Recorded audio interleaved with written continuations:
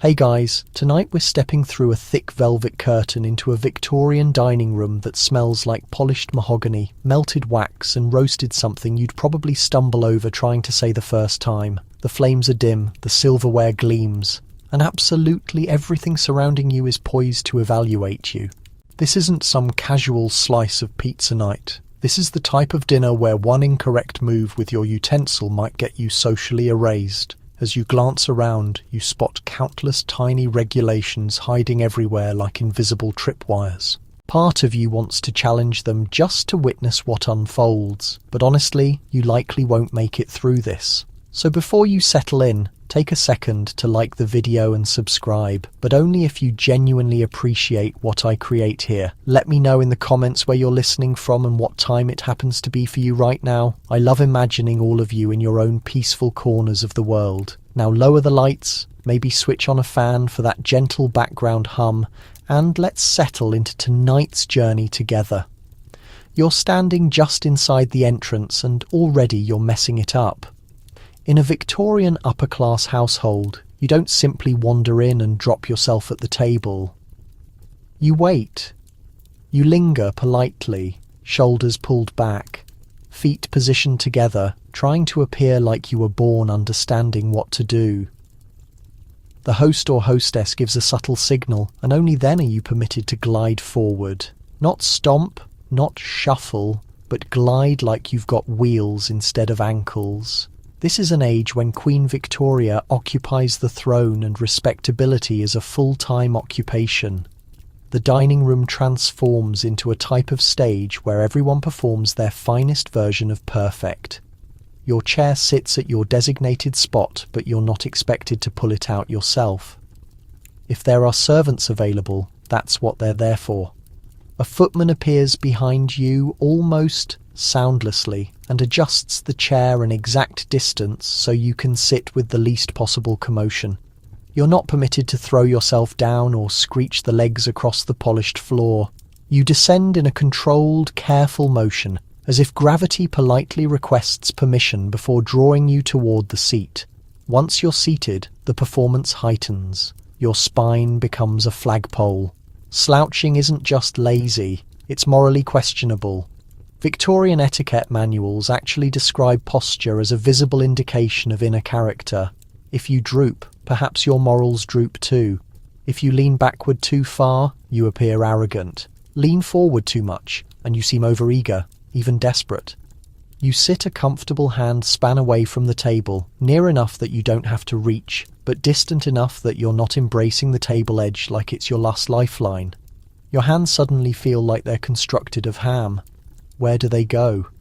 On your lap naturally, not on the table, not gripping the edge, not playing with the silverware like a nervous raccoon. Hands on the table, in some households imply you grew up in a tavern or a farmhouse, not in a respectable home with a piano and a shelf of poetry nobody actually reads. You keep your fingers gently together, not drumming, not picking at your nails. Your thumbs don't wrestle each other. One tiny rhythm tapped on the cloth can sound like chaos. In the silent room, you become painfully conscious of breathing. The room is quiet enough that you can hear the faint tick of a clock and the distant clink of china from the kitchen. You attempt to inhale softly, evenly. Loud breathing is unrefined. Mouth breathing might as well be a crime. You wonder if anyone has actually passed out from suppressing a cough during these dinners. Somewhere a Victorian doctor probably insists it's better to faint with manners than to live with disgrace. That's not an actual rule, but it feels entirely believable. On the walls, portraits of ancestors stare down at you, all dressed in black suits and stiff dresses, as if they personally authored the rule book. The table gleams with polished mahogany and the cloth is crisp and white. Dark, heavy sideboards hold extra dishes and ornate silver. This isn't just furniture, it's a statement of wealth, taste, and the fact that someone spends a horrifying amount of time dusting real Victorian homes that could afford dinners like this often spent a significant portion of their income on visible display. And the dining room was the showroom in front of you. The place setting resembles a miniature architectural plan. You notice the plates, the folded napkin, and rows of knives and forks of different sizes. You're not expected to touch any of them yet. That will come later. And yes, there are separate rules for every single piece. For now, you simply exist in this perfectly measured posture, pretending this is all totally normal and not a high-pressure exam you didn't study for. It's almost funny to realize that something as simple as the distance between your elbows and your ribs can become a social signal. You glance at the other guests. Everyone appears calm and effortless, which is the point. This is an era obsessed with self-control. A gentleman doesn't fidget or bounce his leg. A lady doesn't swivel in her chair or twist around to stare at the door. Tiny physical movements communicate things. A restless foot suggests impatience. A twitchy hand hints at nerves. You're meant to appear serene on the outside, no matter what panic party is happening in your head. The irony is that so many of these rules were written down in etiquette guides because people constantly messed them up. Historians still debate whether most Victorians truly lived like this, or whether these books were aspirational fantasies for people who wanted to seem more refined than they actually were. Some of the details get oddly specific. Certain manuals suggest that you keep your knees together and your feet slightly apart, forming a neat triangle. Others recommend placing your feet side by side, heels almost under the chair, to minimize the chance that you accidentally kick anyone or trip a passing servant. You suddenly realize that crossing your legs is dangerous territory. In many polite circles, crossing at the knee is considered a little too relaxed, even vulgar. At most, you might cross at the ankles, discreetly, and only if your skirts or trousers fall in smooth lines. Then there's the question of where you look. Your eyes should move gently around the table, resting politely on the person speaking, then drifting away with a kind of soft focus. Staring is rude, gawking at the silver, or the servants is even worse. You're not expected to examine your own reflection in the polished spoons either, which ruins a surprisingly fun little trick in some homes. Mirrors or reflective surfaces in dining rooms are actually discussed in etiquette as potential temptations to vanity. One of the strangest little quirks you discover is that simply sitting down at the right moment can signal status. Guests of honour are often led in first, others follow in a certain order based on rank, age, or relationship to the host.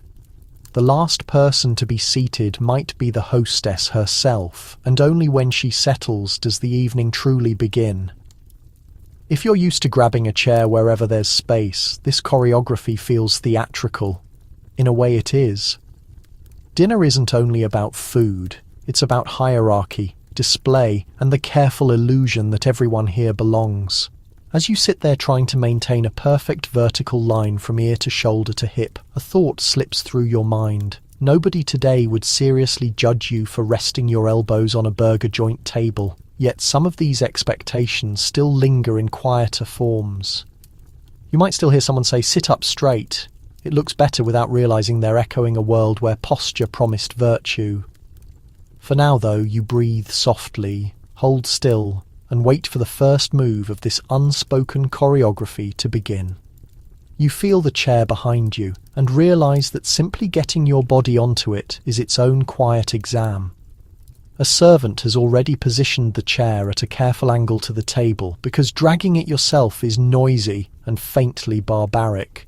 You back toward it in a smooth line, not flopping, not misjudging the distance, and you lower yourself as if someone might be evaluating the geometry of your knees.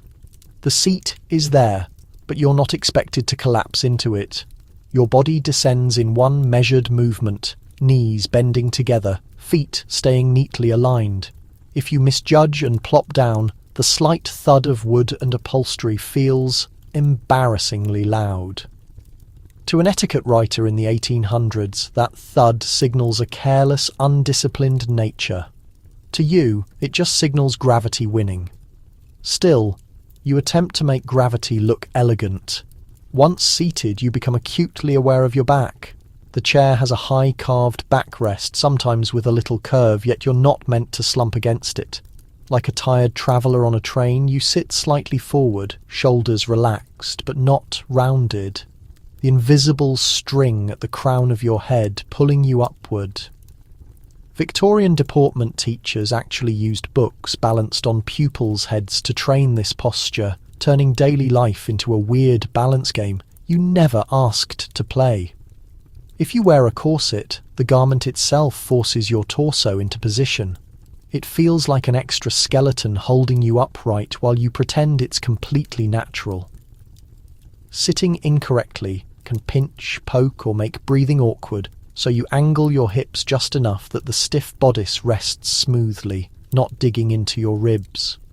A fashionable bustle behind you means you need just the right distance from the chair back, or you risk looking like an overstuffed cushion wedged in the wrong place.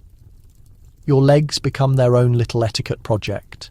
Both feet rest flat on the floor, heels politely under your knees. You don't stretch them out, you don't tuck them far beneath the chair, and you definitely don't swing them. Crossing legs at the knee is widely discouraged in polite company, especially for women, because it pulls the skirt tight and suggests a level of ease that some moralists find suspicious. Crossing at the ankles is the safest compromise, discreet and tidy. For men in tightly fitted trousers, the rules are equally fussy. Knees should not splay outward. In a relaxed sprawl, you keep your thighs parallel, leaving a modest gap between your knees and the underside of the table. Tailcoats complicate things. Before sitting, you subtly lift the tails behind you so they fall neatly over the chair, not scrunched beneath your weight. A well-cut coat is expensive, and nobody wants to see it creased by careless sitting around the table. Chairs are arranged with nearly mathematical precision, roughly the same distance apart, the same space from the table edge. In middle and upper-class homes, hosts often rehearse this arrangement with servants, making sure there's enough room for skirts, elbows, and circulating staff. Mrs. Beeton's famous household manual gives detailed instructions on arranging dining rooms for comfort and appearance, treating chairs like chess pieces in a domestic strategy game. Underneath the polished surface, there's a lot of quiet planning. Children, if present, are drilled in these expectations. From an early age, you can almost imagine a small Victorian child perched on the very edge of a chair, being gently nudged backward and told not to swing their feet. At home, parents and governesses rehearse the way to sit, rise and adjust clothing. Playful energy is something for the nursery or the garden, not the dinner table. If you wiggle too much, you might be gently reminded that good manners mean stillness. What you do with your arms and hands turns into a slow, deliberate choreography. Your elbows stay close to your sides so you don't invade your neighbour's space. Etiquette manuals warn against letting arms sprawl across the back of the chair or drape over its sides. That relaxed, friendly slouch you might use with close friends reads as careless and insolent in this room. Instead, your upper arms hover in a narrow corridor of acceptable movement. When your hands aren't actually engaged with food or cutlery, they rest lightly in your lap. Fingers stay together, not interlaced in a tight knot, which can look tense or prayerful in an awkward way. You resist the urge to crack your knuckles, pick at a hangnail, or drum an idle rhythm on the tabletop. Every small fidget feels loud. The goal is to appear calm and composed, even if your brain is busy screaming about all the things you must remember. Seating position also reflects status in subtle ways. At grand dinners, the most important guests receive chairs at the middle of the table's long sides, nearest the host and hostess, where conversation and candlelight concentrate. Lesser guests are placed closer to the ends, sometimes in slightly more cramped spots. The way you sit in that chosen space can either reinforce the impression that you belong or betray nervous uncertainty. Historians still debate whether most ordinary people truly cared about these nuances, or whether such minute distinctions mattered only to a narrow slice of society with too much time to worry about them. You're encouraged to occupy your chair but not dominate it. Leaning far back and spreading your shoulders signals arrogance as if you own the room. Perching too far forward suggests anxious eagerness or hunger for attention. So you search for that middle zone, where your torso is upright, your weight balanced and your movements small. It feels like trying to find the perfect volume on a fussy old radio, one tiny notch away from static in either direction. Sometimes the furniture itself makes sitting a test. Carved wooden chairs with minimal padding look beautiful but can be brutally unforgiving. After several courses, you learn to adjust your position in barely noticeable ways, shifting pressure from one hip to the other. A slight movement during a burst of laughter or when servants are clinking dishes covers the noise. The trick is not to let your discomfort show on your face. Languid stretching or obvious squirming is strictly off the menu. Even the act of standing up follows its own rule set. When the moment comes to rise, you don't shove your chair backward or scrape it loudly on the floor. You place both feet under you, gently push against the seat, and stand in one smooth motion. Servants or attentive hosts may draw the chair back a little as you move. You avoid looking down at your own feet, which appears awkward and self-conscious. Your eyes stay at face level, already ready for whatever polite phrase comes next. There are odd little side notes too. Some etiquette writers warn against sitting so near the table that your torso touches it, calling that greedy or animalistic. Others frown at sitting too far away, which can make you appear disengaged. A truly bizarre hint that appears in a lesser-known advice book suggests that a lady should never let the back of her head actually touch the chair because it might disturb her hairstyle. It turns out some hairstyles are more important than spinal comfort. If you compare all of this to an easygoing modern meal, the contrast feels almost comic. Today you might fold one leg under you on a couch, with takeaway containers spread around the coffee table in this Victorian dining room that casual sprawl would trigger a kind of social earthquake. Here, the simple act of sitting is a quiet art form, built from posture, stillness, and tiny, precise movements, all designed to send one steady message. You're in control of yourself, no matter how much your muscles long to move in front of you. Resting on the plate like a small fabric guardian is your napkin. It looks innocent, but it quietly controls a surprising amount of your social fate. You're not permitted to just grab it and wipe your face whenever you feel like it. You treat it with the same caution you would give a tiny embroidered landmine. You wait for the signal. In many Victorian etiquette guides, the rule is clear. You never touch your napkin before the host or hostess does. When they unfurl theirs, you follow as if they've just pressed play on an invisible choreography. You pick it up without snapping or shaking it in the air. No mini-flag performance, no dramatic flourish. You let it unfold gentle and slow, then lay it across your lap, not up under your chin like a bib. Bib energy is reserved for toddlers and absolute despair. The napkin doesn't cover your entire lap like a blanket folded in half. It rests just above your knees, with the crease facing your waist. Etiquette writers insisted that the open edge should be nearest your knees, so that when you dab your lips, you only lift the top layer. You don't want to flash your whole lap to the table under a sudden wave of linen. This tiny detail tells observant eyes how well trained you are.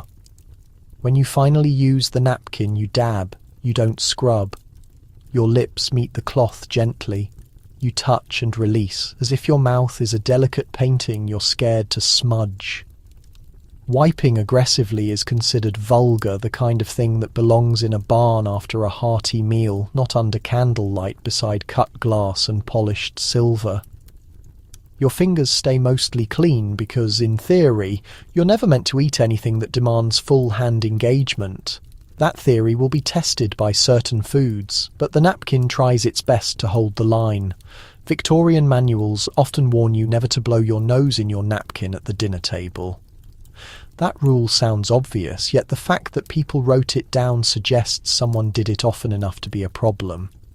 If you have to deal with a sneeze or sniffle, you're meant to turn slightly aside, Cover discreetly with a handkerchief brought for that purpose, and keep any noises as small as possible. A trumpeting nose blast would probably make the entire room mentally rewrite their opinion of you. Napkin folding becomes its own tiny art form. Some households prefer a neat rectangle, others use a triangle. At fancy dinners in hotels or elaborate homes, servants sometimes fold napkins into fans, shells, or little standing shapes that perch in plates, like fabric sculptures.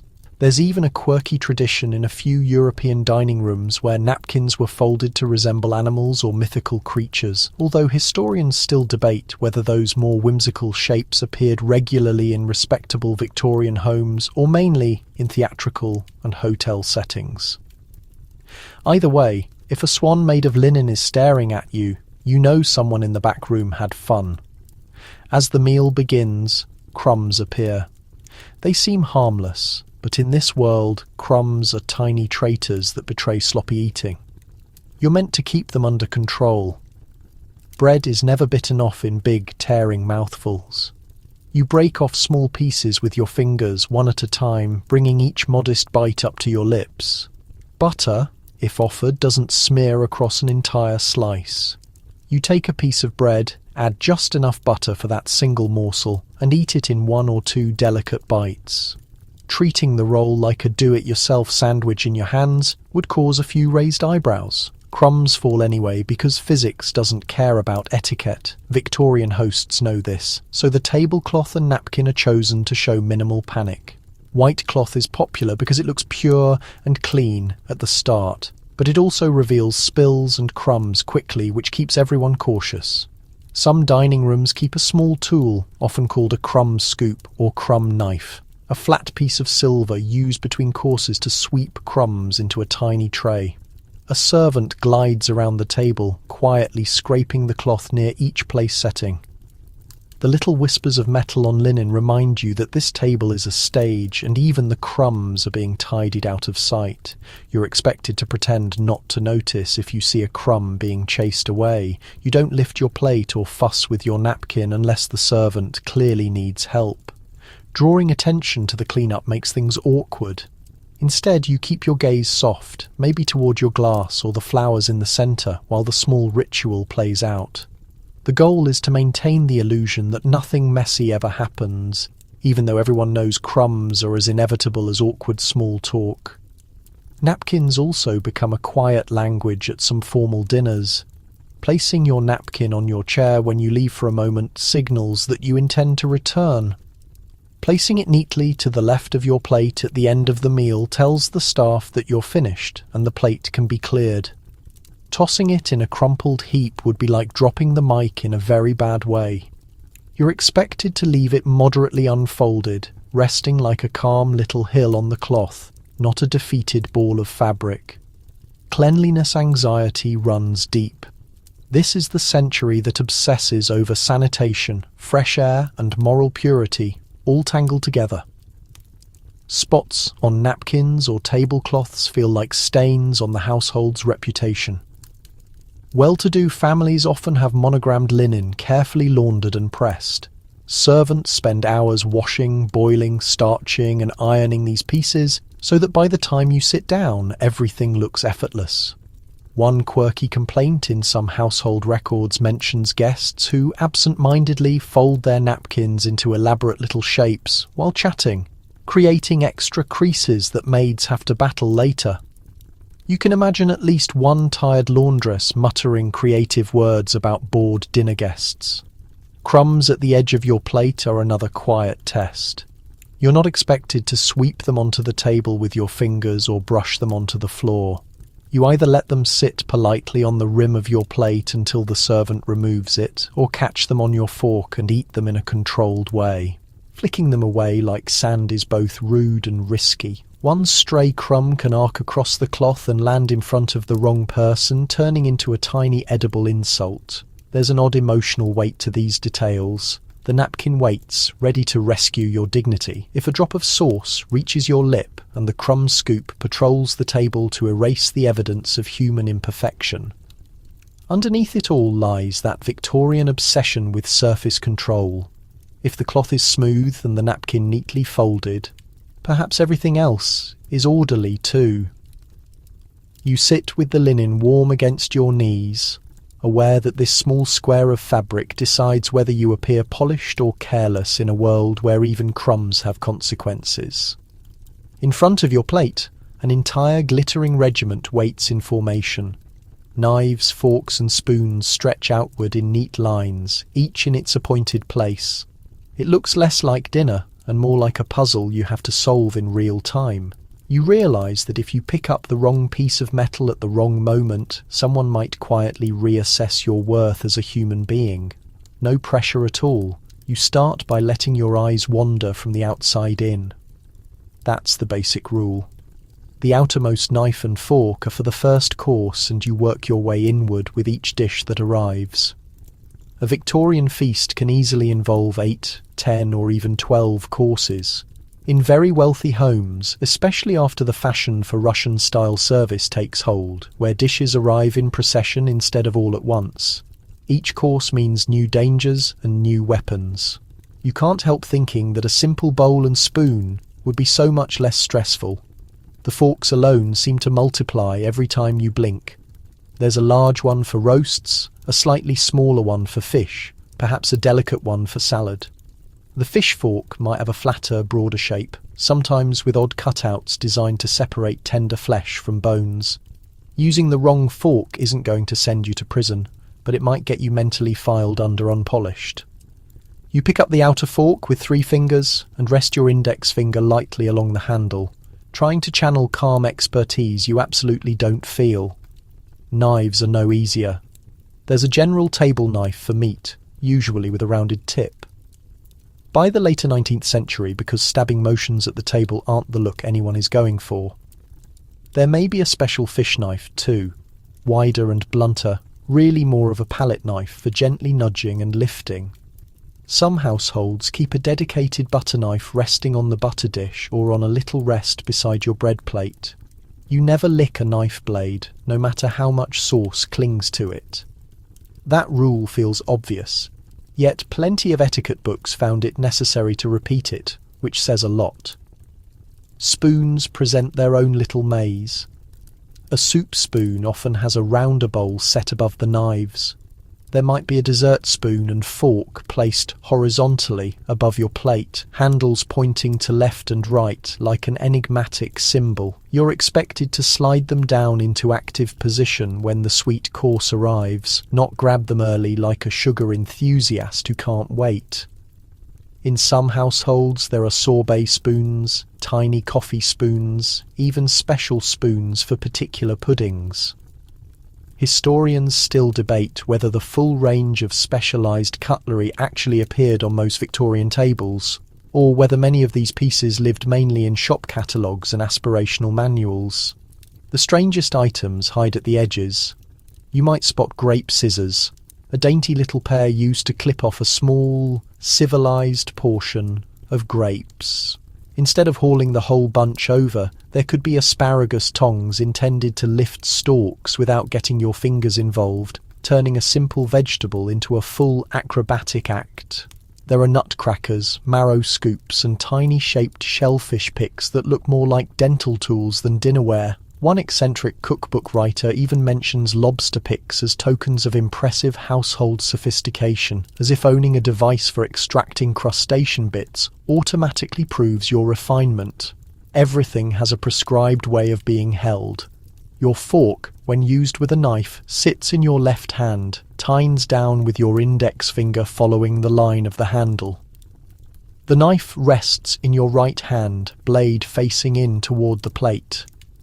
You cut in small bites, never sawing like you're working through a log. After cutting 1 or 2 pieces, you either bring the fork directly to your mouth in the continental style, or, in some circles, transfer it to your right hand. That little transfer move becomes a controversial detail, with different etiquette writers championing their preferred method as the mark of true gentility. When you put down your cutlery, you're not expected to scatter it randomly. Knives and forks rest together on the plate in certain positions that silently communicate whether you're still eating or finished. Handles on the cloth and tips on the plate might signal a pause. Placing them neatly side by side, typically at something like 4 o'clock and 10 o'clock across your plate, suggests you're done. This quiet code helps servants know when to clear without asking.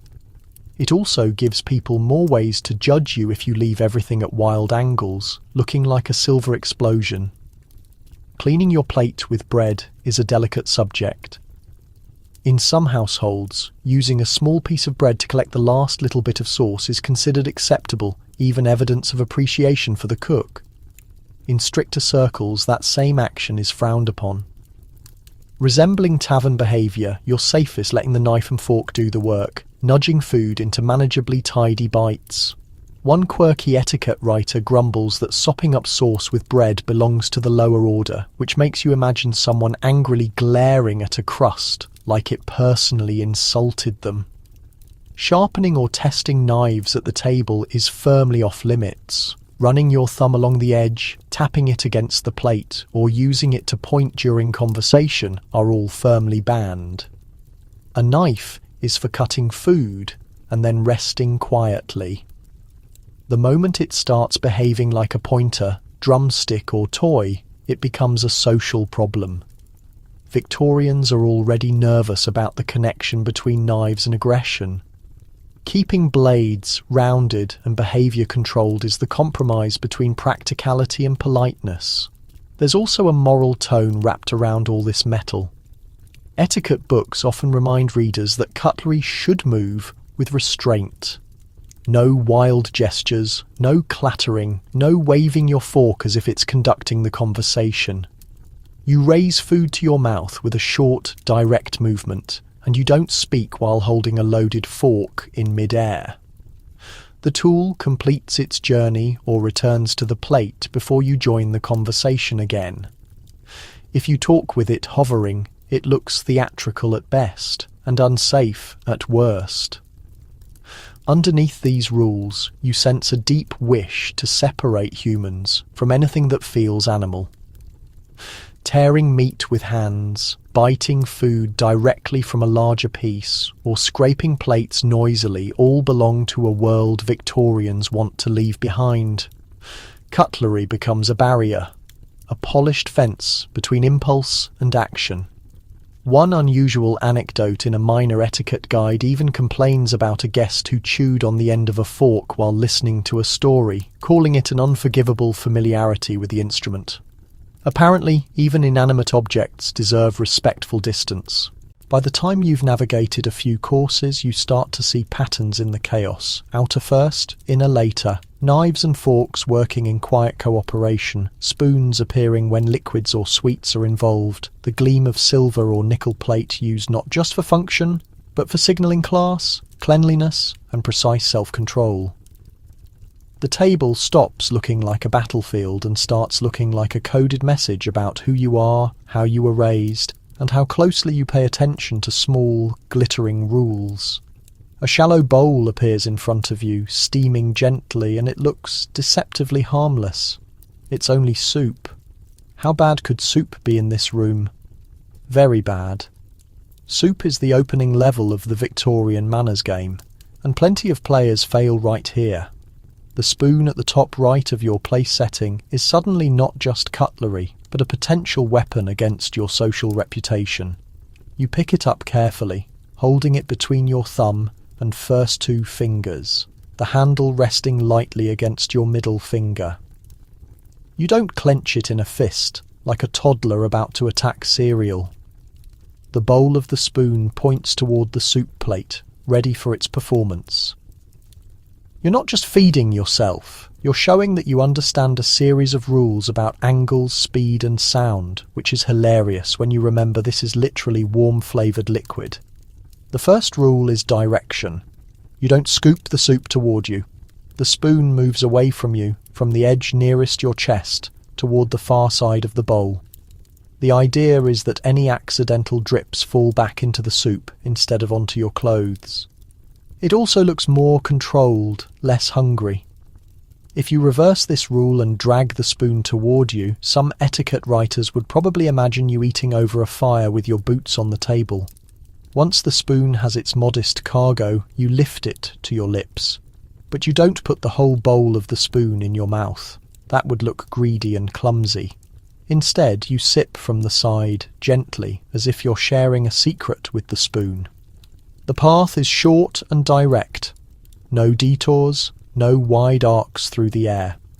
If a drop falls, it should land in the bowl, not on your shirt front, your neighbour, or the tablecloth.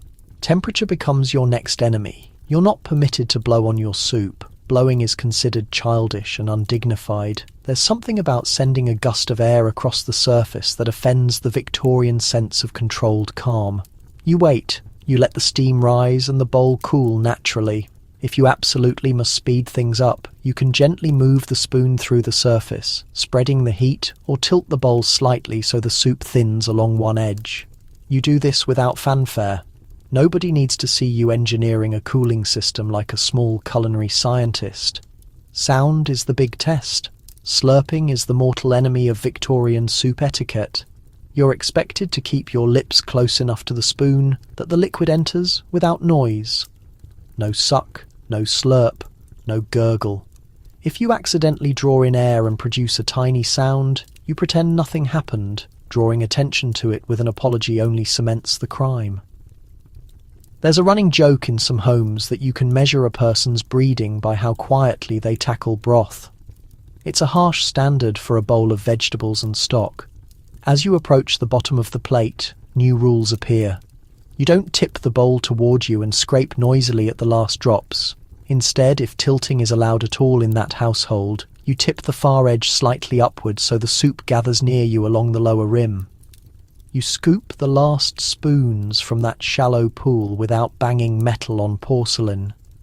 Scraping sounds are on the same level as slurping.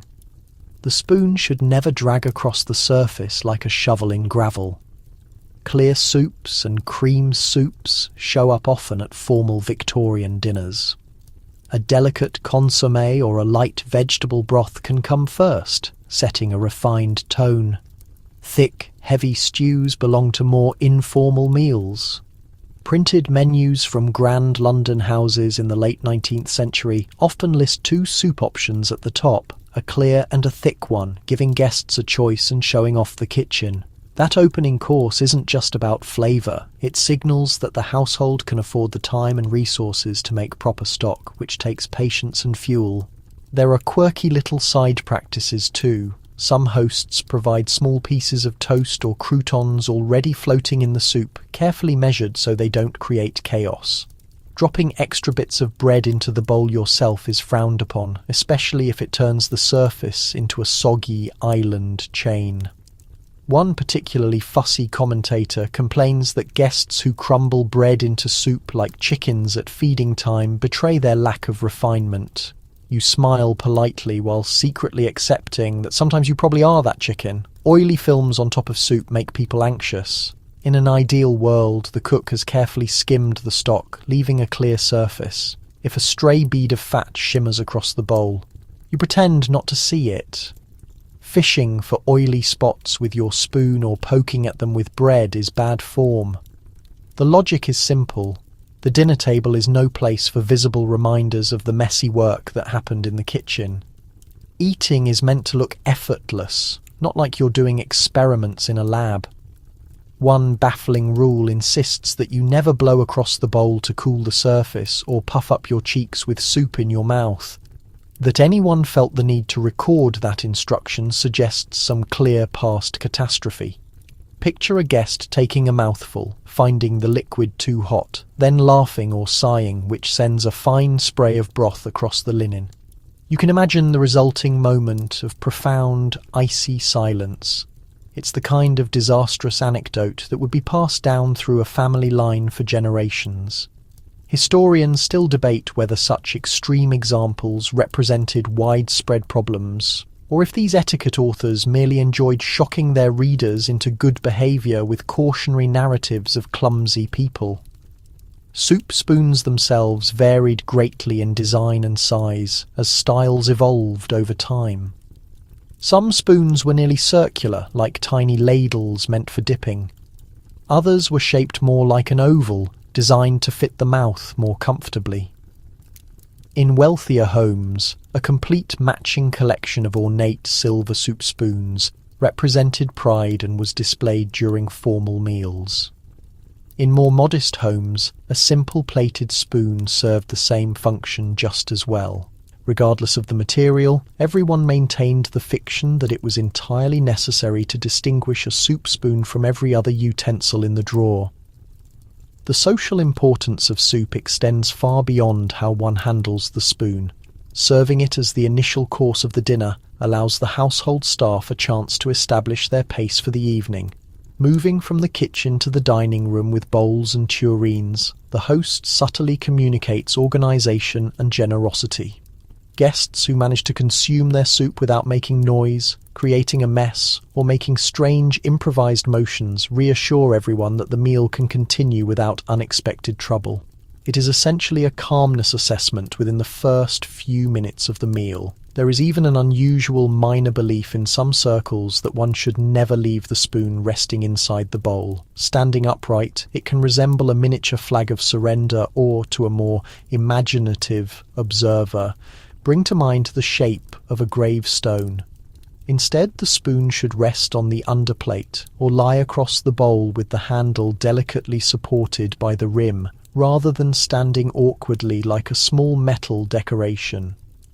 These minor aesthetic points show how intensely Victorians sought to find deep symbolism in household objects that modern eyes might view as purely practical tools. When the final spoonful is gone, you place the spoon down silently. There is no loud clink against the plate, no final scraping noise. You let it settle in its designated porcelain spot, handle neatly aligned at a civil angle, ready for the servant to collect it. You might feel an inward sense of childish relief that the ordeal is over. No one can see this feeling, as your face shows only composed satisfaction, as if you never once harboured a worry about making noise or a spill. Somehow you and the soup have completed your brief, careful relationship without any open incident. At the very edge of your place setting, resting quietly like it possesses a secret, is a small side plate. On this plate sits a modest slice of bread or a dinner roll. That simple circle of starch carries a surprising weight of formal expectations. You are not looking at a mere accompaniment. You are looking at a small trial involving precision, self-control, and exactly how many small crumbs you are about to let loose into the world. Your hand moves towards the bread, and immediately the rules begin to whisper inside your head. You must not seize it as though you have been starving for days. Your fingers should move lightly, thumb on one side, 2 fingers on the other, lifting the bread without crushing it into a flattened, stressed disc. Bread at a Victorian table is meant to show the quality of the household and the abundance of the host. Crushing it into a pulp sends the completely opposite message. Knives are nearby, and your modern inclination is to neatly slice the bread open, ready to construct a small sandwich. That is precisely what you are instructed not to do. Cutting the entire roll in half and covering it with butter seems efficient, but in that social world, it also suggests a lack of refinement, a gesture better suited to railway refreshment rooms or public inns than to a polished dining room with crystal glasses. Instead, you follow the confusing one-bite requirement. You tear off a small portion of the bread with your fingers, just enough to constitute a single mouthful. That small fragment moves to the plate edge, where the butter is waiting. At many Victorian meals, butter is placed on a shared dish, and you are expected to take a small pat of it onto your own plate, never spreading it directly from the communal slab.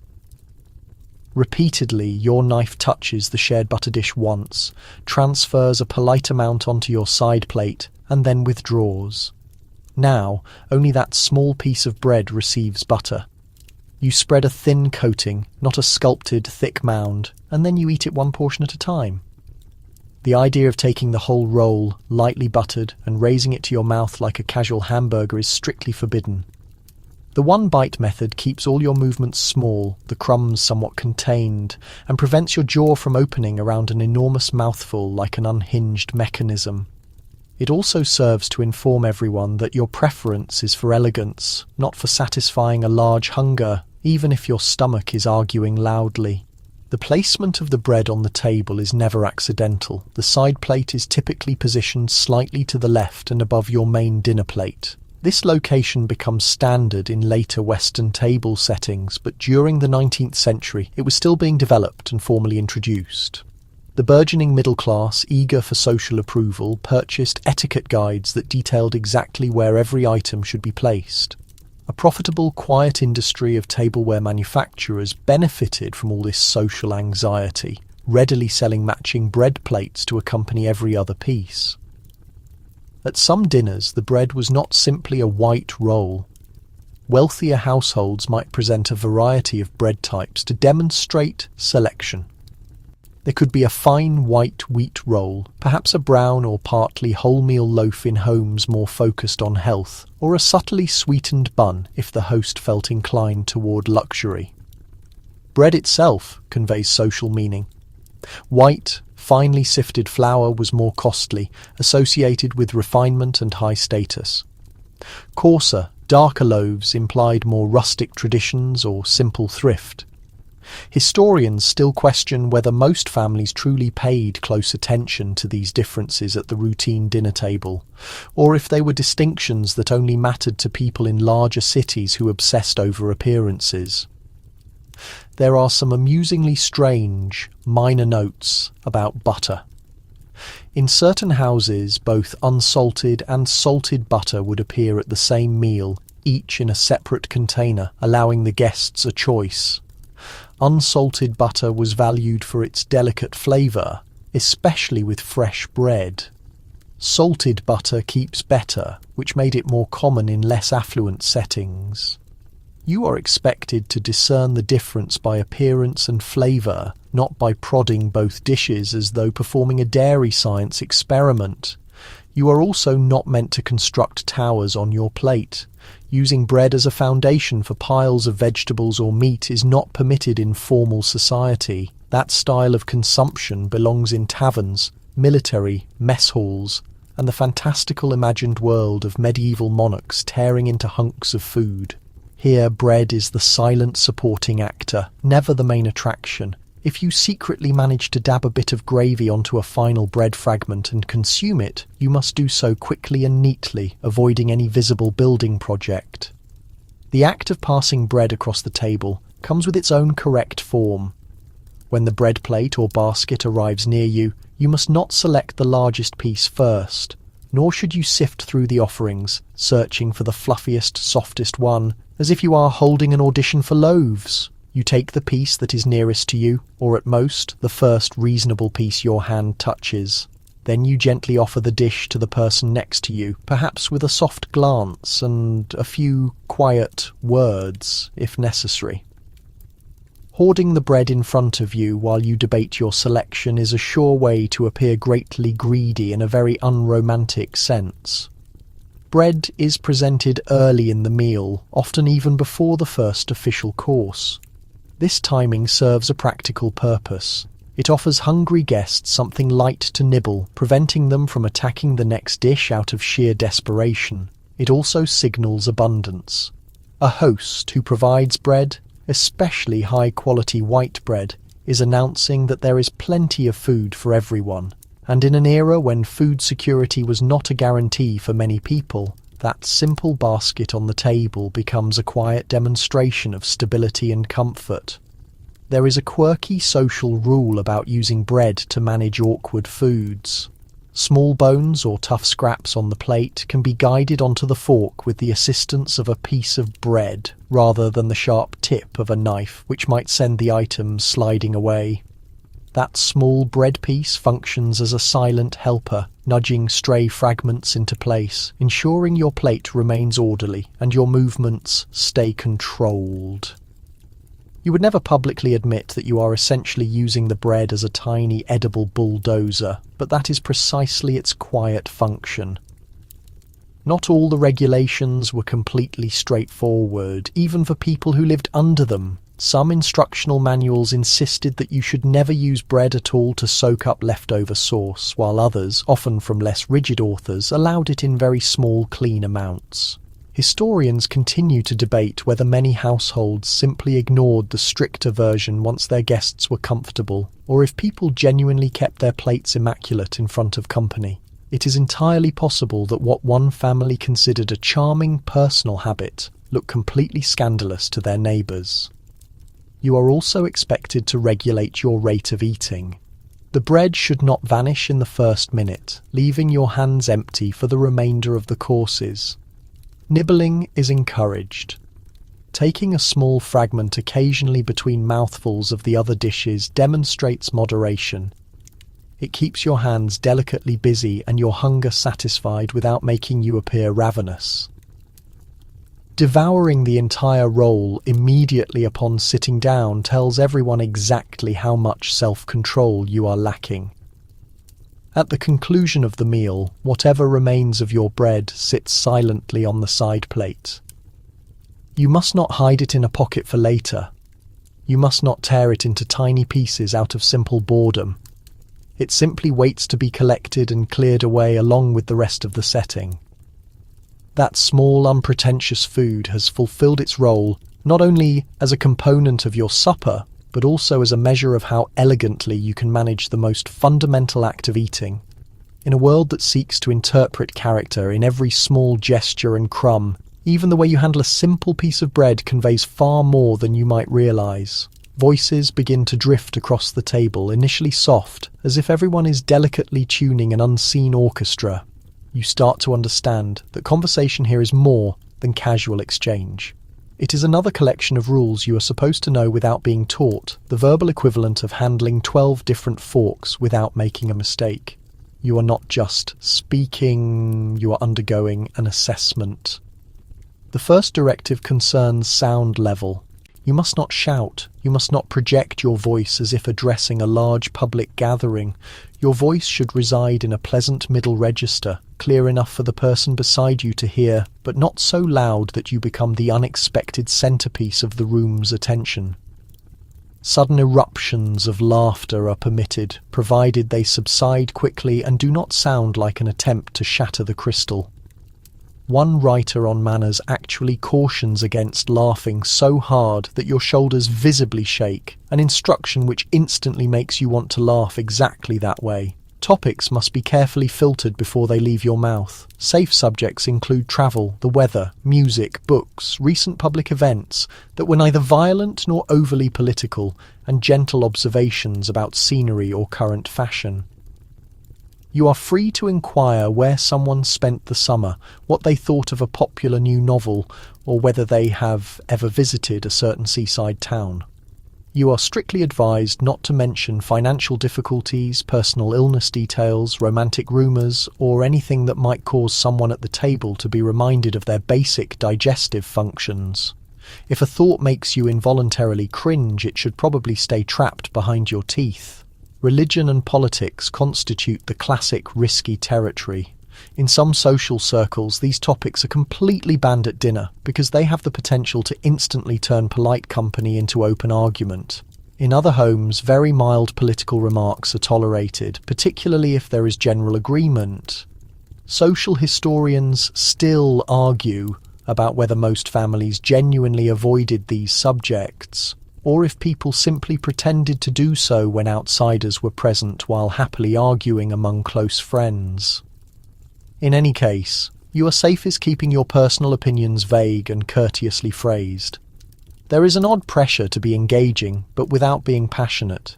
You should sprinkle in short, charming anecdotes that conclude neatly, not in a messy, unresolved state. If you recount a story about a train journey, it should probably involve a humorous minor delay or a quaint stranger, not a traumatic accident. Intense emotional confession has no place at this table. You're expected to censor your own life in real time, presenting only the elements that can sit comfortably alongside the main course and the dessert. Think of it as a highlight reel, not an unfiltered documentary. Gender expectations subtly influence the conversation too. Men are generally encouraged to initiate discussions about business, politics, or science in less formal environments, though they still temper those topics for dinner conversation. Women are often directed toward the arts, domestic arrangements, charitable activities, and travel experiences presented in a modest, pleasant manner. More liberal households gradually relaxed these guidelines, particularly later in the century. However, many etiquette guides continued to repeat the older pattern.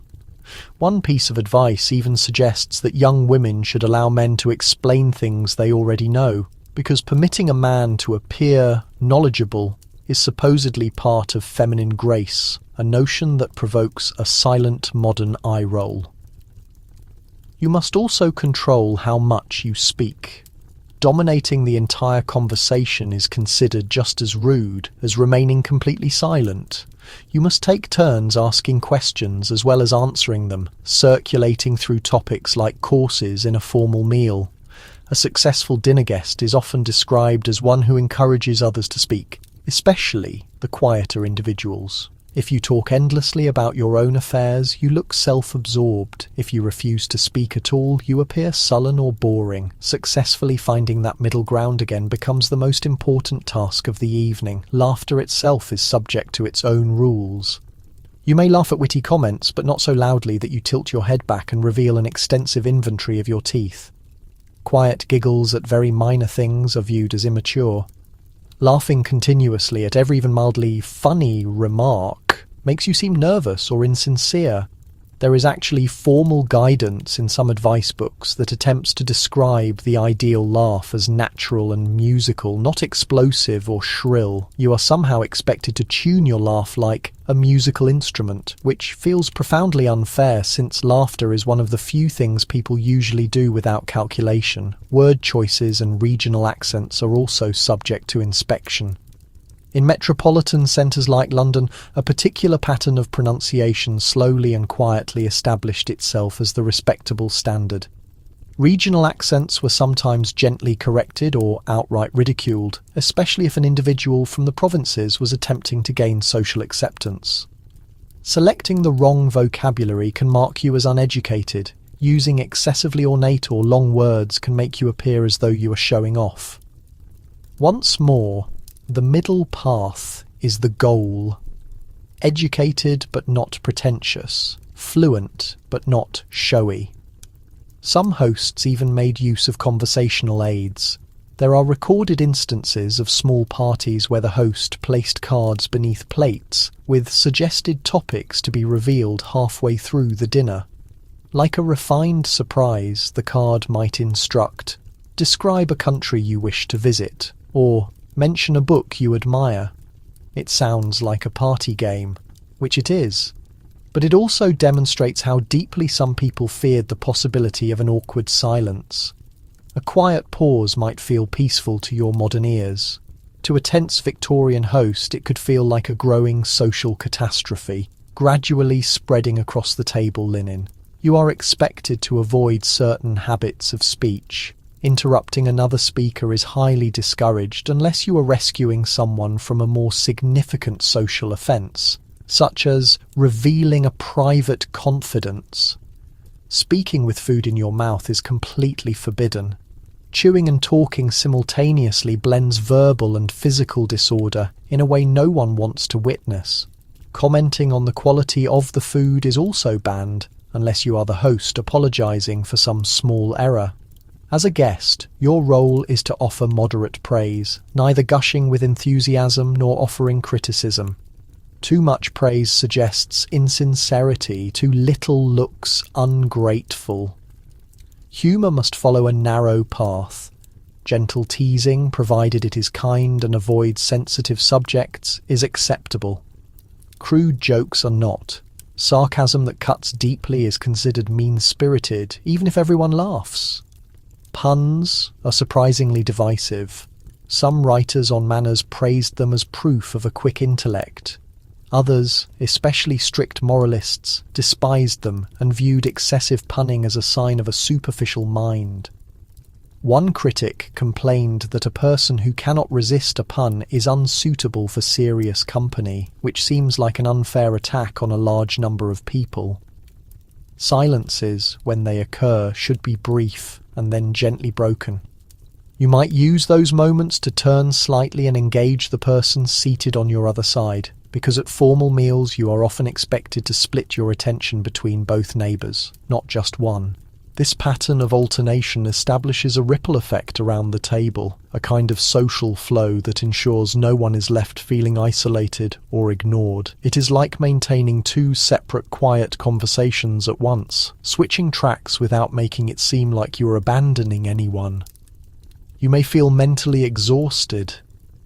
Externally, you sip your water, offer a small remark about a recent public exhibition or concert, and laugh softly at the appropriate moments. Conversation here is less about revealing your true self, and more about demonstrating that you know how to perform the script. It is a carefully polished layer placed over your real emotions and thoughts, smoothly arranged so that nothing too rough or challenging breaks the surface. You notice that the guests seated at the table are not the only people performing. At the edges of the room, often half hidden in the shadows, the servants move with a kind of planned invisibility. They appear, clear dishes, pour drinks, and disappear with striking silence, as if the house itself is quietly rearranging objects while everyone politely pretends not to notice. You begin to understand that the real language of this meal is being conducted through tiny, unspoken gestures between the staff and the guests. A footman smoothly moves behind your chair, and just before he reaches your neighbour's wine glass, that guest gives the stem the slightest, almost imperceptible tilt.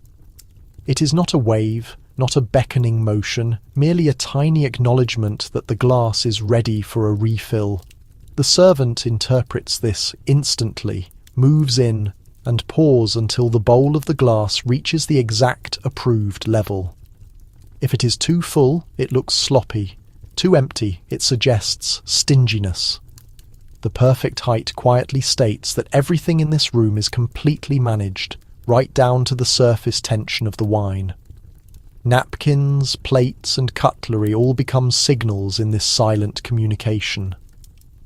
When a diner pauses their eating and rests their knife and fork on the plate in an inverted V shape with the handles resting on the rim, a well-trained servant knows that they are merely taking a break. When the same knife and fork are placed parallel to each other on the plate, the message changes immediately. It signals that the plate is ready to be cleared. No one needs to say a word. In this environment, words are generally a last resort. A truly professional household operates based on timing and visual symbols.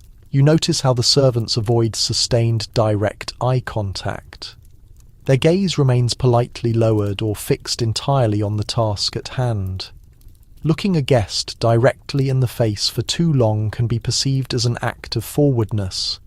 Yet at the same time, they must remain constantly aware of everyone's needs without appearing to stare. It is a tricky balance, being completely alert but visually unassuming.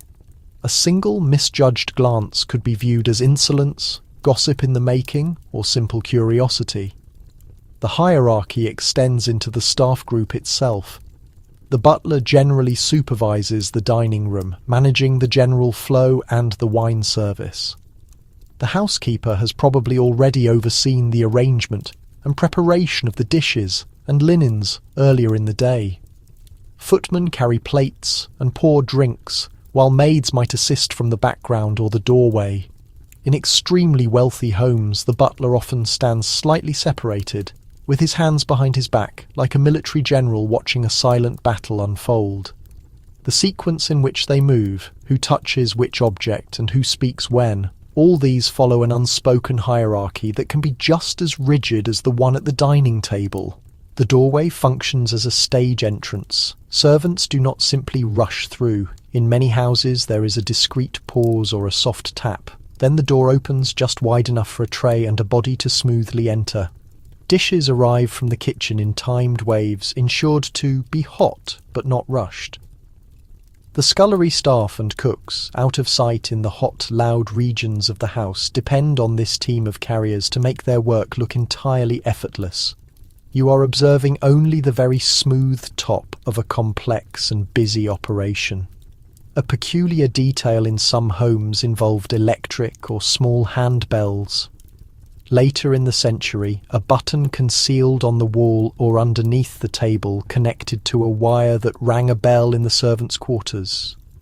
Pressing it once meant someone would appear to ascertain the need. These bells became the nervous system of the house, conveying tiny electrical pulses of command.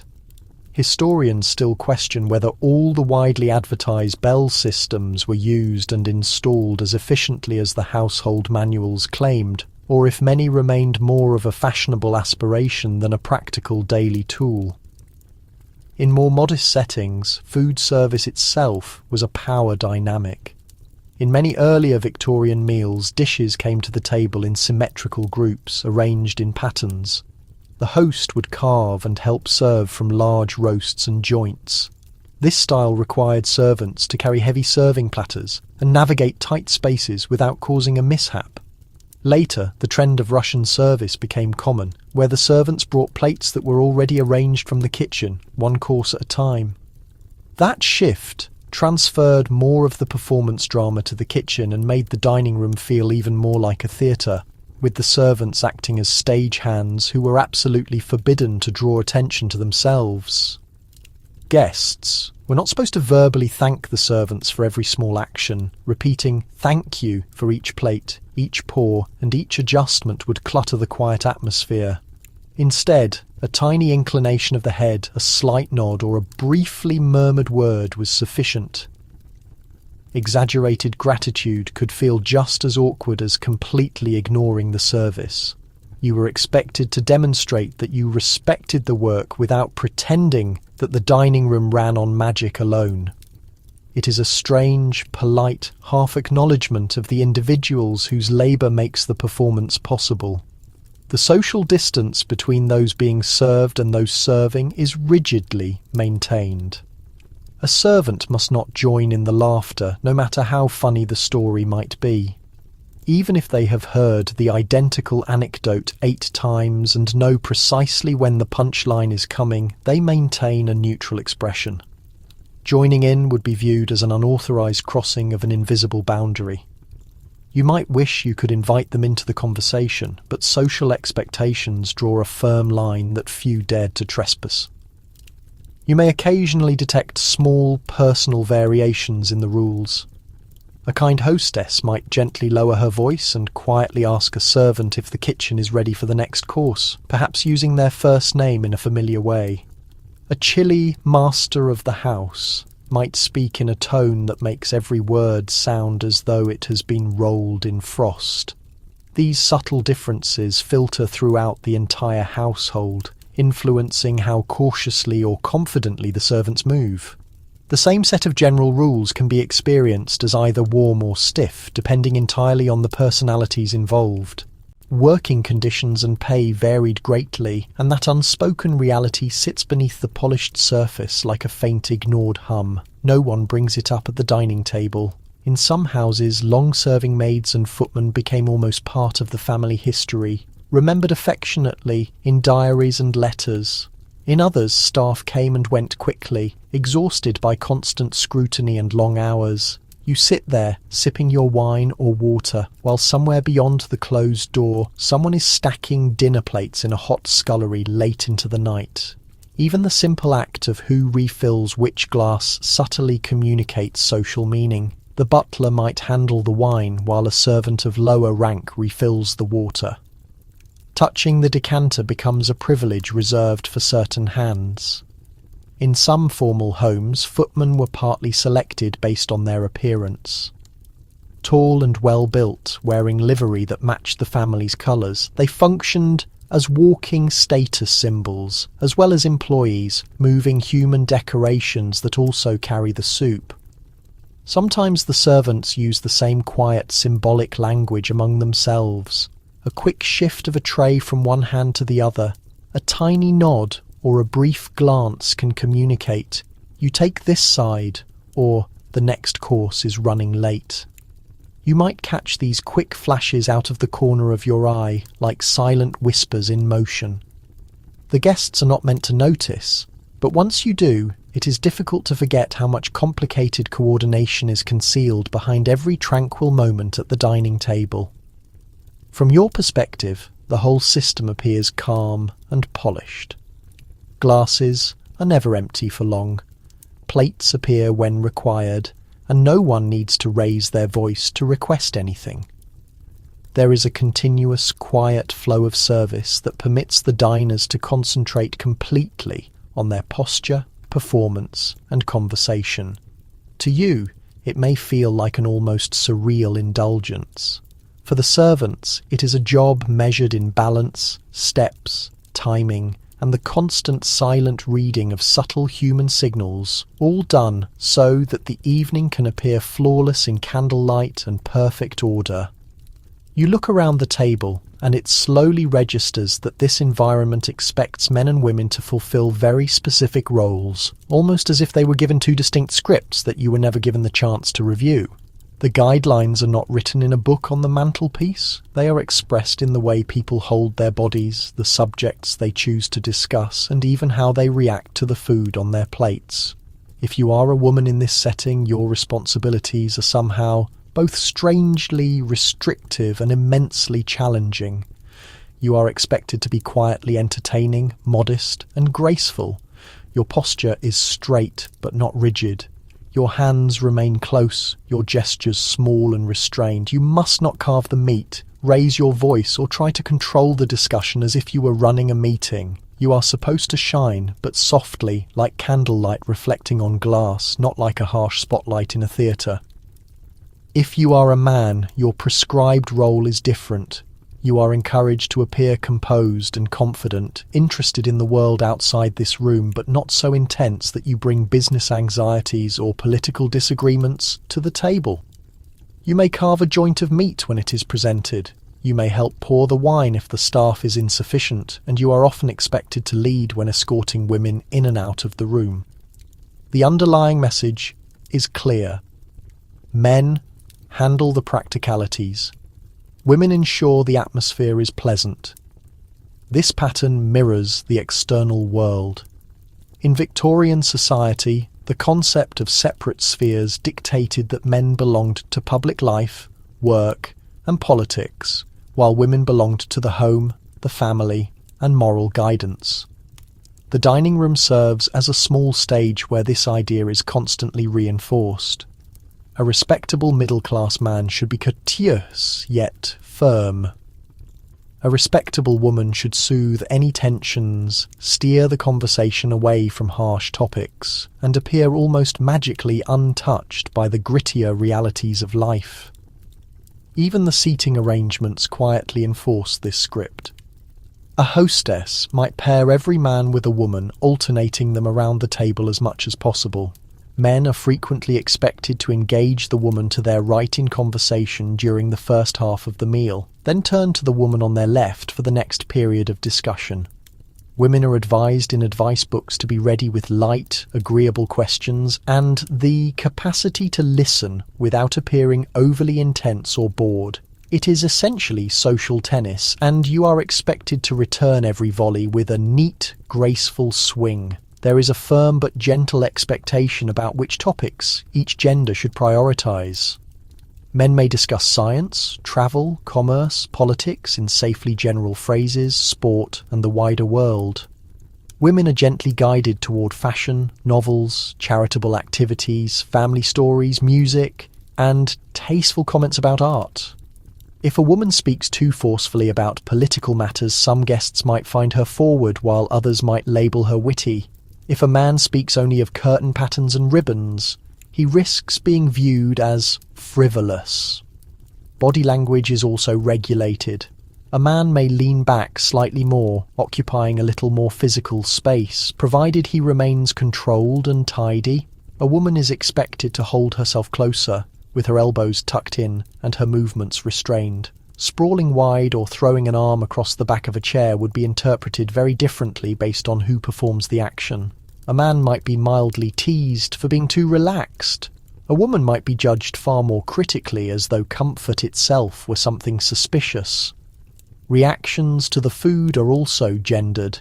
Men are permitted to show hearty enjoyment. A robust appetite in a man, provided he eats neatly, can be seen as a sign of health and vigour. For women, appetite is a more delicate matter.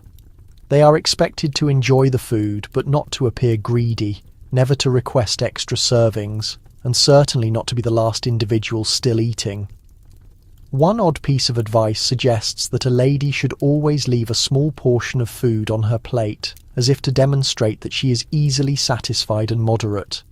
Historians still debate whether many women actually adhered to that particular rule, or if they quietly finished their servings once the most watchful eyes were turned away. Alcohol emphasises the divide. Men are offered more substantial drinks like brandy, port, or heavier wines, and may even linger over them after the main meal concludes. Women are often directed toward liqueurs or lighter wines, and are not supposed to appear overly eager to drink. A woman who drinks too quickly risks being labelled as unrestrained or fast, labels that can persist for years.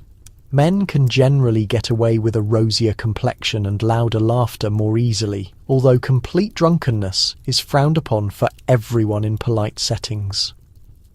Even the sequence of movement in and out of the room follows the script. Often the host leads the men and the hostess leads the women. At the close of the main portion of the meal, there is a customary ritual where women frequently withdraw to a separate drawing room for tea or coffee, while the men stay behind for port and more serious conversation. This custom became common in polite society. The separation grants men space for discussions that might involve coarse jokes, business, or politics, while the women gather elsewhere, continuing the more refined version of social interaction. Young, unmarried people are subjected to special scrutiny. Unmarried women must navigate the table with extra caution. They should be lively enough to seem desirable and charming, but never so daring that anyone might label them indiscreet or flirtatious. A single man may be expected to show interest in the correct direction without appearing like he is pursuing every eligible woman in the room. The dining table quietly serves as a place where potential marriages are assessed, judged as much by the way someone answers a simple question or holds a fork as by their wealth or appearance. Not every household followed these standards with the same intensity. Some families were affectionate and relaxed, allowing daughters to speak strongly and sons to joke gently about domestic affairs. Others upheld the rules as if they were sacred law. One dining room might encourage a daughter who is interested in serious history to share her thoughts. Another might urge her to keep such interests hidden so as not to appear smarter than a potential suitor. The identical behaviour can be condemned or praised, depending entirely on the atmosphere of the room. There are always individuals who subtly resist. A clever hostess might guide the discussion into topics that she cares about deeply, such as education for young women or charitable reforms, using gentle stories and carefully phrased questions. A guest might subtly make a joke about how many things women are not permitted to say at the dinner table, quietly drawing attention to the absurdity. As you observe, you realise how much of this entire ritual remains hidden from anyone who grew up within it. To them, it's simply the only way things feel correct and ordinary. For you, it's comparable to watching a theatrical production where half the script is conveyed through posture, subtle pauses, and small smiles. Every individual at the table embodies a piece of the narrative, shaped by expectations regarding gender, influence, and proper conduct, all condensed into the simple act of sharing a meal. In the soft light of the lamps, courses arrive in a precise sequence, and the food itself starts to feel like a segment of an etiquette exam. It is insufficient to simply know which fork to select. You must grasp the appropriate way to interact with each item, as if every vegetable and cut of meat comes with its own detailed guide. What seems like an uncomplicated plate reveals itself to be a subtle puzzle about social standing, self-control, and how to avoid giving the impression that you were raised somewhere feral, eating directly from a pot. A fish platter appears first, delicate and light, perhaps a piece of sole or salmon covered in a shiny glaze. You are forbidden from aggressively stabbing the food. You gently detach small portions, using the specialized fish knife almost like a small shovel, guiding the flesh away from the bones without creating the sound of metal scraping porcelain. Any tiny bones that inadvertently enter your mouth must be handled without visibility. You shift them with your tongue toward your lips, transferring them onto your fork or into your hand held near your mouth, then placing them neatly at the rim of your plate. To directly spit them out is unimaginable. Your entire mouth transforms into a secret compartment for concealing errors. Next arrives a course that poses more of a challenge, like asparagus, long and green and seemingly designed to trip you up. In less formal circumstances, it is sometimes permissible to use your fingers for the tips of the asparagus. However, in many stricter, more traditional dining settings, you must manage those stalks entirely with a knife and fork. You cut them into comfortable, bite-sized sections, taking care not to push them across the dish in a fast, slippery chase. Some hosts provide small asparagus tongs so you can lift each stalk without the slightest touch of butter on your fingertip. It feels somewhat absurd, but it allows everyone to maintain the pretense that human hands do not naturally gravitate toward grabbing food. Artichokes, should they be served, are essentially intricate rule-based riddles disguised as produce. You delicately pull off each leaf, dip the fleshy lower section into the accompanying sauce and draw it gently through your teeth to remove the edible pulp. The remainder of the leaf is returned to the edge of your plate, not carelessly thrown into a pile like yard scraps, but carefully arranged in an organized fashion. When you finally access the soft interior heart, you cut it into small sections suitable for eating with your fork. Lifting the entire heart and biting into it directly is entirely unacceptable, unless your hidden goal is to provoke a collective gasp of shock from the entire table immediately. Game birds such as pheasant, partridge or grouse might be served next, offering a flavour profile richer and darker than domestic poultry. You absolutely do not chew on the bones, regardless of how much flavour remains hidden there. Your knife expertly locates the joints, your fork stabilizes the piece, and you raise only clean, small slices to your mouth. Historical cookbooks from the Victorian era frequently describe complicated game preparations, sometimes presented with robust sauces and shimmering jellies. The more elaborate the visual presentation, the more serene and composed you are expected to appear, behaving as someone who routinely encounters roasted birds in decorative positions every week. Scholars continue to debate whether such lavish courses were common on middle-class tables, or if they remained mostly restricted to aristocratic homes and expensive printed guides. Then there is the jelly, trembling slightly on its dish, simultaneously tempting and hazardous. Clear, savoury aspics might encircle pieces of meat or fish. Sweetened fruit or wine jellies glisten as a final course. You are never permitted to poke the dessert with your finger, even though that impulse is the natural first reaction of every curious person. You slice small portions using the side of your spoon or fork, manoeuvring the shimmering piece to your mouth without allowing it to slide off. A well-known humorous saying suggests that the indication of a quality jelly is a firm, gentle shudder, not a violent, unpredictable shake that threatens to launch itself onto someone's clothes. Fruit presents its own specific manual of rules. A simple apple or pear does not go directly to your teeth. If you are under formal observation, you place it on your plate, use a knife to cut off the quarters, remove the central core, and then slice each quarter into smaller, manageable pieces. Only after this preparation do you lift the pieces with your fork. Biting into a whole apple over the white tablecloth is grouped with activities like whistling indoors, a vulgar action reserved for outdoor stables and young people who have not yet studied an etiquette manual. The small fruit knife and fork, sometimes featuring decorative mother-of-pearl handles, exists specifically to prevent any direct, untidy contact with the fruit. Oranges and similar citrus fruits demand even greater care. You do not peel them with your fingers, causing juice to spray and zest particles to fly. You use your knife to trim off both the top and bottom ends, score the peel around the circumference, and remove it in neat strips or segments. The individual internal sections are separated and consumed with either a fork or spoon. Some guides advise cutting the entire orange in half and using a spoon to carefully scoop out the pulp. The objective is to keep the juice on the plate, preventing it from running down your wrists. One highly imaginative warning states that orange juice stains on your shirt cuffs can label a person as careless, as if the citrus itself were tattling on your lack of grace. Next, there is the silent troublemaker of the Victorian dessert setting, the banana. At certain formal tables, consuming a banana in a single, relaxed bite is considered utterly vulgar, too sexually suggestive for the extremely rigid moral environment. The correct procedure begins with the use of the fruit knife. You slice off both ends, then score the yellow skin lengthwise and fold it back in distinct sections. The revealed fruit pulp is then sliced into small bites and carried to your mouth on a fork.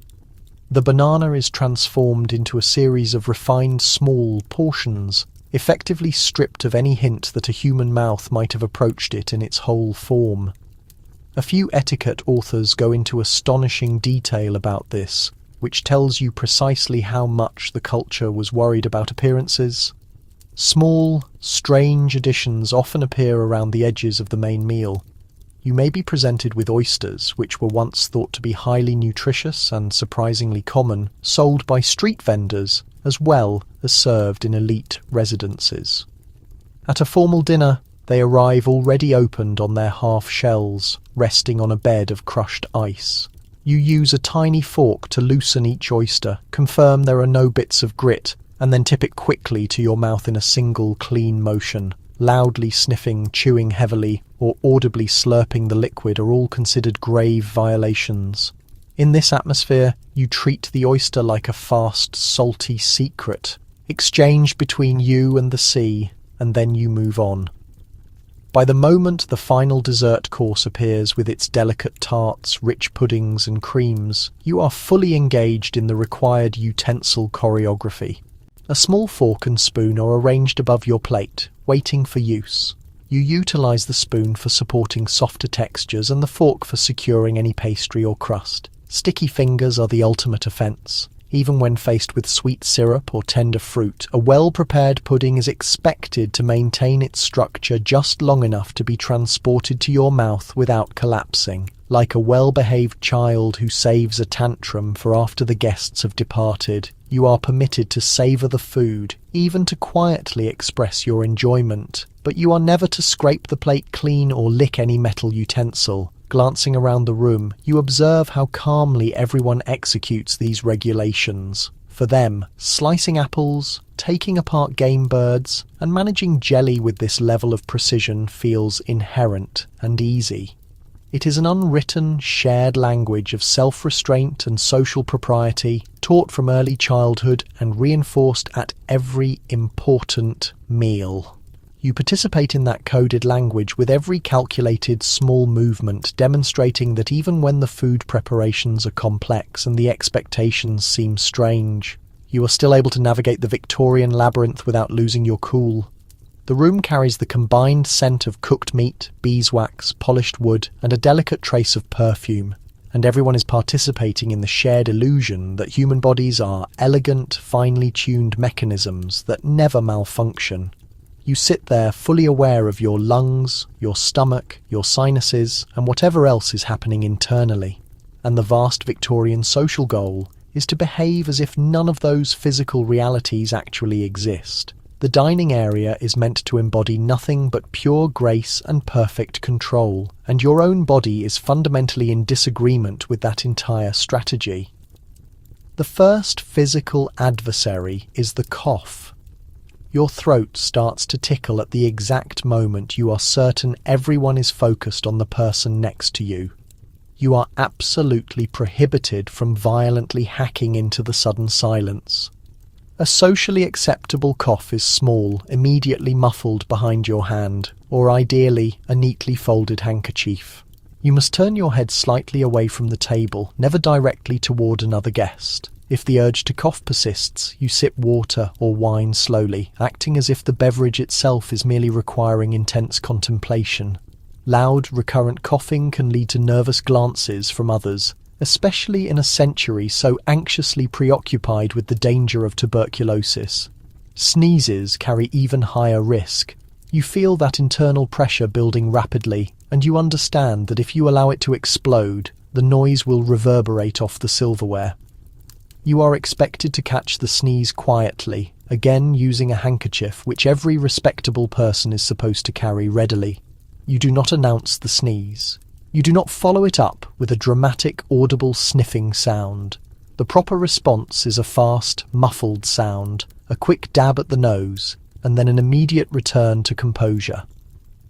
If someone nearby offers the customary "bless you," they do so softly and discreetly.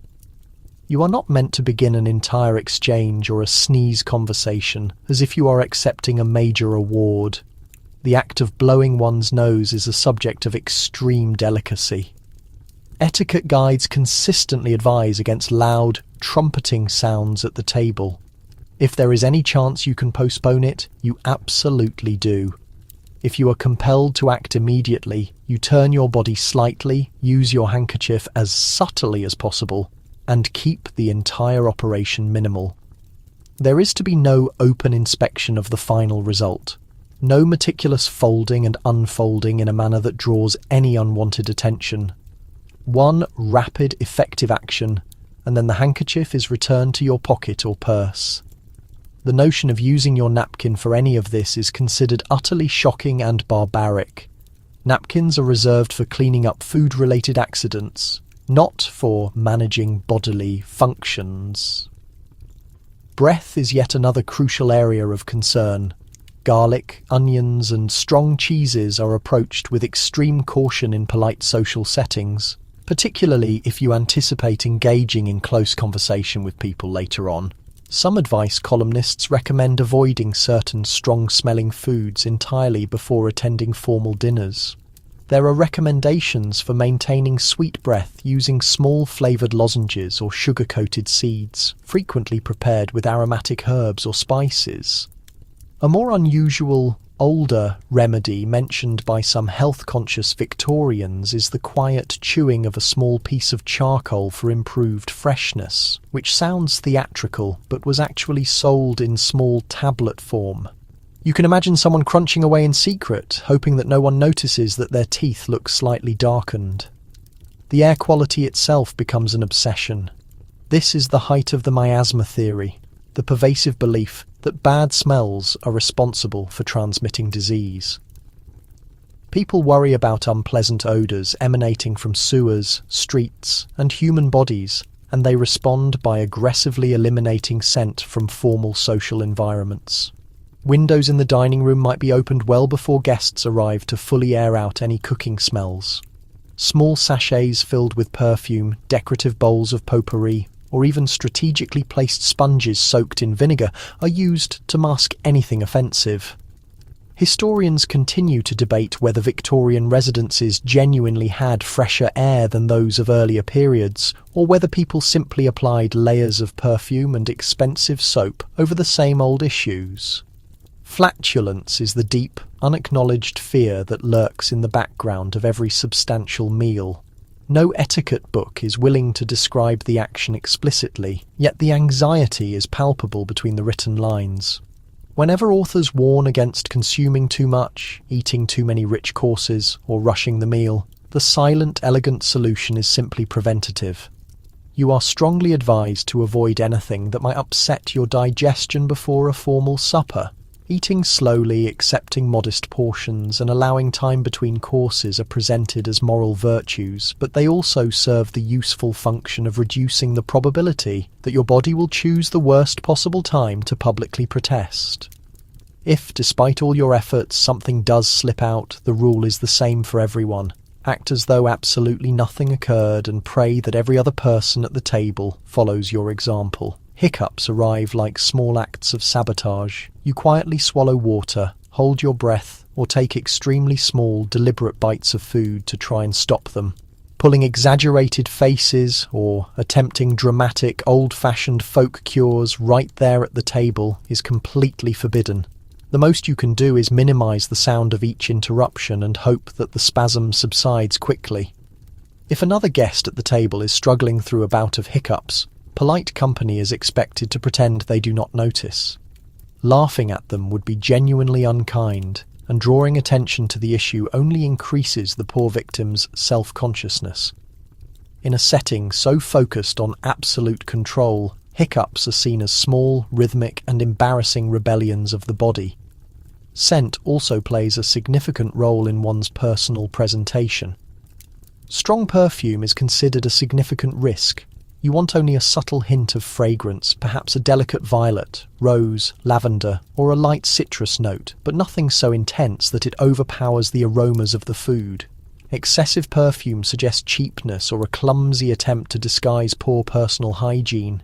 Yet this is also a time when bathing regularly is still complicated by the difficulty of obtaining hot water in many homes, so scented soaps and eau de colognes often work overtime.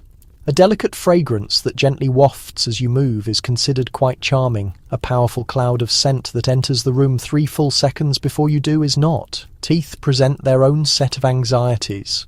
Food lodged between them is the ultimate enemy of personal dignity. You're absolutely not permitted to pick at your teeth with your fingers or any makeshift tools while seated at the table. Toothpicks themselves are a controversial item. In some places, they are hidden in small decorative containers and are used quickly and discreetly in a corner or in another room altogether. In other circles, any visible use of a toothpick is severely condemned as being horribly low class. Some homes provide finger bowls and gently encourage guests to momentarily excuse themselves after the final course for more complete dental maintenance.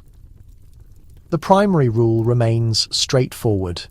If you are doing anything to your teeth that makes you look like you are performing carpentry, do it completely out of sight. Sweat and heat often become a quiet issue when fireplaces are burning and multiple candles are lit, combined with many layers of clothing, stiff collars, and tight corsets. You are absolutely not supposed to use your large napkin to openly wipe your face and neck. A small personal handkerchief can be used to lightly dab at the temples or upper lip, but any large open gestures are highly disapproved of. A lady slowly fanning herself is acceptable, even elegant, provided the movement remains measured and soft. A man tugging at his stiff collar and visibly panting would look almost entirely shocking. You are expected to behave as though you exist at a perfectly cool, comfortable temperature at all times, even if you are internally experiencing your own private heat wave. Sometimes bodies simply fail under all this imposed pressure.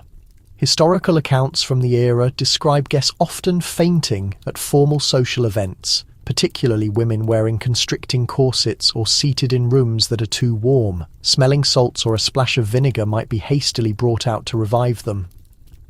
At a formal dinner table, a sudden fainting spell is both a genuine medical concern and a massive social disruption. The host or hostess must quickly decide whether to bring the entire service to a halt or to gently move the person into a quiet, separate room. There is a slightly overdramatic element to these fainting episodes, and even contemporary scholars cannot always agree on how frequently people truly lost consciousness due to physical causes and how often it simply became a kind of socially accepted emotional response. Historians still engage in debate about whether society subtly encouraged fainting as a kind of dramatic punctuation for women, or if that specific stereotype is significantly exaggerated. The most striking realization about this entire ritual is how perfectly quiet it manages to keep the table. There is no audible burping, no loud, explosive sneezes, no uncontrolled wheezing laughter, and no noise from scraping chairs. The ideal Victorian dinner is conducted in an atmosphere that is almost completely hushed, filled only with low-pitched voices, the soft clinking of glassware, and the faint rustle of clothing. You sit inside a strange social bubble where human bodies pretend to be made of delicate porcelain rather than ordinary flesh. Every small sound you do manage to make is instantly analysed, not merely as noise, but as a crucial clue about your social upbringing and your level of self-mastery. Tonight, you are no longer just a mere guest. You are the host, the unfortunate soul whose seemingly calm expression conceals the fact that this single dinner has completely dominated your thoughts for days. In a Victorian residence, a successful dinner party is far more than simply a pleasant evening gathering. It is a demanding public examination that scrutinises your aesthetic taste, your financial stability, your domestic organisational skill, and your capacity to manage other human beings into observing the required behaviours. You are expected to pass that intense examination without letting anyone in the room see you look even remotely stressed.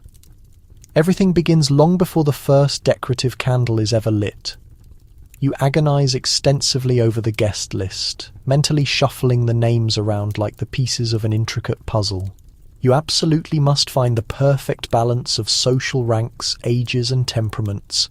Too many quiet or dull people and the evening will become lifeless. Too many sharp or potentially argumentative people and the conversation will quickly become hostile. You attempt to pair people who enjoy speaking with those who are naturally good listeners, mixing older guests with younger and shy guests with more confident ones. One badly matched couple can ruin the atmosphere for an entire section of the long table. You are also acutely aware that certain guests will pass judgment on your entire household simply based on who else has been invited. Therefore, the invitations themselves become unspoken declarations of your current social alliances. The invitations adhere to rigid formatting rules. You send them out printed on excellent quality paper, written in a clear, highly formal style, perhaps using the third person, something along the lines of Mr. and Mrs. So-and-so request the pleasure. Replies must be received promptly, ideally arriving within 1 or 2 days of the mailing. A late response makes the sender appear careless or uncommitted. A vague maybe simply does not exist in this highly structured world. You either officially accept and commit to attending, or you politely decline with a very carefully worded excuse. Guests who accept your invitation and then fail to show up without a truly compelling, dramatic reason are placed on a permanent, quiet blacklist in your mind. Victorians treated this specific form of absence as a severe social slight. Once you have a firm count of who will be present, the dinner menu immediately begins its own private campaign against your mental peace. You consult various cookbooks and confer with your house cook if you are fortunate enough to employ one, or you must become the cook yourself if the household budget is restricted. You must select enough courses to appear abundantly generous, but not so many that your guests are later observed rolling home like overstuffed baggage. Printed menus from extremely fashionable dinners often list at least 6 courses and sometimes even more, typically including soup, fish, removes, entrees, roasts, sweet courses, and a final dessert. Planning the logistics for all of that in a kitchen with old coal-fired ranges and no refrigeration requires genuinely intense organisation. You must continually balance the necessary cost against the desired visual impact. A large cut of beef or mutton is substantial and filling but lacks glamour. Game birds, elaborate seafood displays, and intricately moulded dishes convey a far stronger message of high social status, but they are both significantly more expensive and fragile to prepare. You calculate precisely how far each dish will need to stretch, and whether you can subtly repurpose elements from one course into another without any guest noticing the repetition. At the same time, you must avoid any hint of obvious cheapness. This is a specific era when a surprisingly large percentage of a middle-class family's overall budget can quickly disappear into formal hospitality. Historians continue to debate whether families truly hosted guests as frequently as the etiquette manuals strongly suggested, or whether many families simply paid lip service to the idea and actually held far fewer grand dinners than the social ideals demanded. The setting of the table itself becomes a substantial project. You must decide which tablecloth is fresh and stain-free enough, which complete set of china is appropriate for this specific company, and whether the good silver needs an emergency polishing session. If you are not wealthy enough to own absolutely everything, you might discreetly borrow or even hire extra pieces from a close neighbour or a specialist rental firm. There are interesting historical records of families renting out potted palms or tall, decorative plants simply for the evening to make their dining room look more impressive and opulent. Centerpieces might include fresh flowers, large pyramids of fruit, or even delicately constructed sugar sculptures that you nervously pray no one will bump into.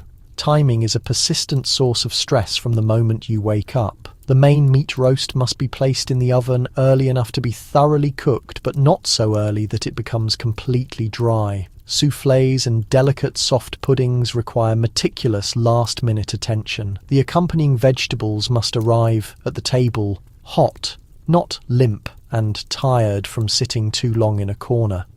You manage your servants like a highly organized small military unit. Who is responsible for setting the table? Who greets and attends to the door? Who pours the wine? And who carries the delicate, hot dishes? If you do not have many servants, you must juggle all of these demanding tasks yourself, often changing from your soiled cooking apron into your formal silk dress at the very last possible moment and hoping that no trace of flour dust remains clinging to your sleeve. The guests also have their own strict obligations, even if they pretend they do not. They are expected to arrive within a very narrow window of time.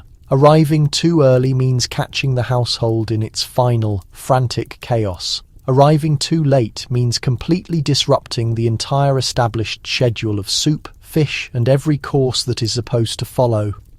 They must arrive properly dressed, having taken the required effort to look perfectly appropriate for the serious occasion. Once they step inside, they are expected to be supportive of your effort by keeping up a pleasant conversation, smiling, and behaving as if everything around them is running perfectly smoothly, even when they can clearly sense that a main roast stayed in the oven for 2 minutes longer than it should have. When the complex meal finally begins, your work is absolutely not finished. You observe the plates with an apparently effortless, casual gaze, carefully checking who is eating heartily and who is leaving food completely untouched. If someone appears visibly confused by a particular dish, you might offer a brief, gentle comment that explains what it is without causing them any direct embarrassment. You expertly guide the flow of conversation away from any sensitive or dangerous subjects. A guest begins grumbling about national politics. You quickly introduce a story about a recent local concert. Two people start a heated debate about religion. You smoothly ask a question about travel or art. Your role as host effectively transforms you into an unseen referee who desperately wants the entire social match to conclude in a friendly draw. The smallest domestic failure looms hugely in your mind. A sauce separates, a course arrives slightly cool, a piece of delicate glassware cracks when it is filled. You are expertly trained to apologize lightly if the error is impossible to ignore, but never to grovel. Excessive apologizing only draws more unwanted attention to the mistake and suggests that you are out of your depth socially. A brief, simple, "I am afraid the pudding is not quite what I had hoped," and a quick, pleasant smile can often soften the impact of a culinary disaster. Behind the scenes, of course, you may be silently swearing to yourself never to attempt that difficult recipe ever again. After the final course, when the table is cleared and people naturally move toward the drawing room, the high expectations do not stop. You provide hot tea, fresh coffee, perhaps a silver tray of small, simple biscuits. You might offer parlour music, a brief reading aloud, or a simple card game. Guests must not slump into chairs as if they have just finished running a long, difficult race.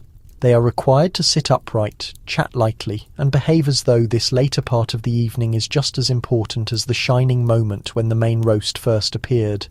Leaving too early can be perceived as an intentional snub. Leaving too late can feel like an outright invasion of privacy. The high-pressure obligations extend into the next day. You, as the host, are expected to remember exactly who spoke pleasantly, who helped to maintain the peace and smooth conversation, and who created quiet problems you were forced to manage. Guests are expected to send their personal visiting cards or short formal notes of thanks very soon afterward, expressing their appreciation for your gracious hospitality. A well-composed letter that praises your cooking, your table setting, or your excellent company without sounding overly exaggerated can do a great deal to solidify important social connections. Forgetting to send thanks, or sending a note that is clearly perfunctory, might significantly weaken them. There is a lasting cost to all this effort, not only in money spent, but in nervous energy depleted.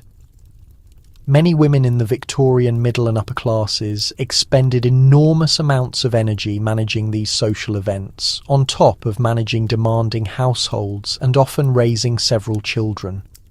Physicians of the era frequently diagnosed vague nervous conditions or general exhaustion, especially in women, but rarely made the direct connection to the relentless social pressure of constantly maintaining flawless appearances at home. Modern historians study diaries and personal letters and still debate whether these polished, formal dinners felt mostly like deeply satisfying creative work or like intensely stressful obligations that pushed people to the absolute limits of their physical and emotional strength. When every guest has finally departed, you gently close the door on the last hat and cloak, and the house settles into a softer, welcome quiet. Dirty dishes are piled high in the kitchen, the few remaining candles burn down low, and the complex scent of food remains clinging to the air. You slowly shrug out of your best formal clothes, feel the constraining marks of the corset or stiff collar slowly fading from your skin, and allow your shoulders to relax and drop for the first time in many hours. Hosting a true Victorian dinner is part theatrical performance, part logistical operation, and part intense endurance test. The guests who attended will leave remembering an evening filled with soft candlelight and engaging conversation. You, however, will remember a full day spent making absolutely certain that their memories were worth the considerable effort of having. You finally step outside the house and into the vast public world, where the complicated dining rules you have been meticulously performing at home are suddenly transformed into a full-scale social spectacle. At least at your own dining table you get to select the participants. Out here, other people are constantly watching you, and half of them are probably secretly hoping you will stumble over some unseen regulation just so they feel more secure about their own status.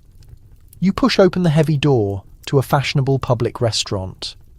The air is the first thing you notice, warmer and heavier than the street outside, thick with cooking odours, cigar smoke, expensive perfume and that sharp, faint metallic smell of highly polished cutlery.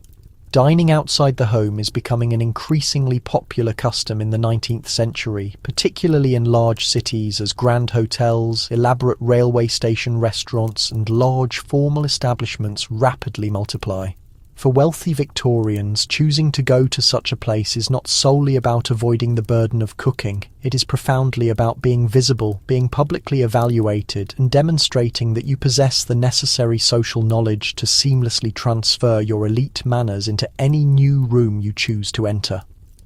The physical layout feels both familiar and subtly alien.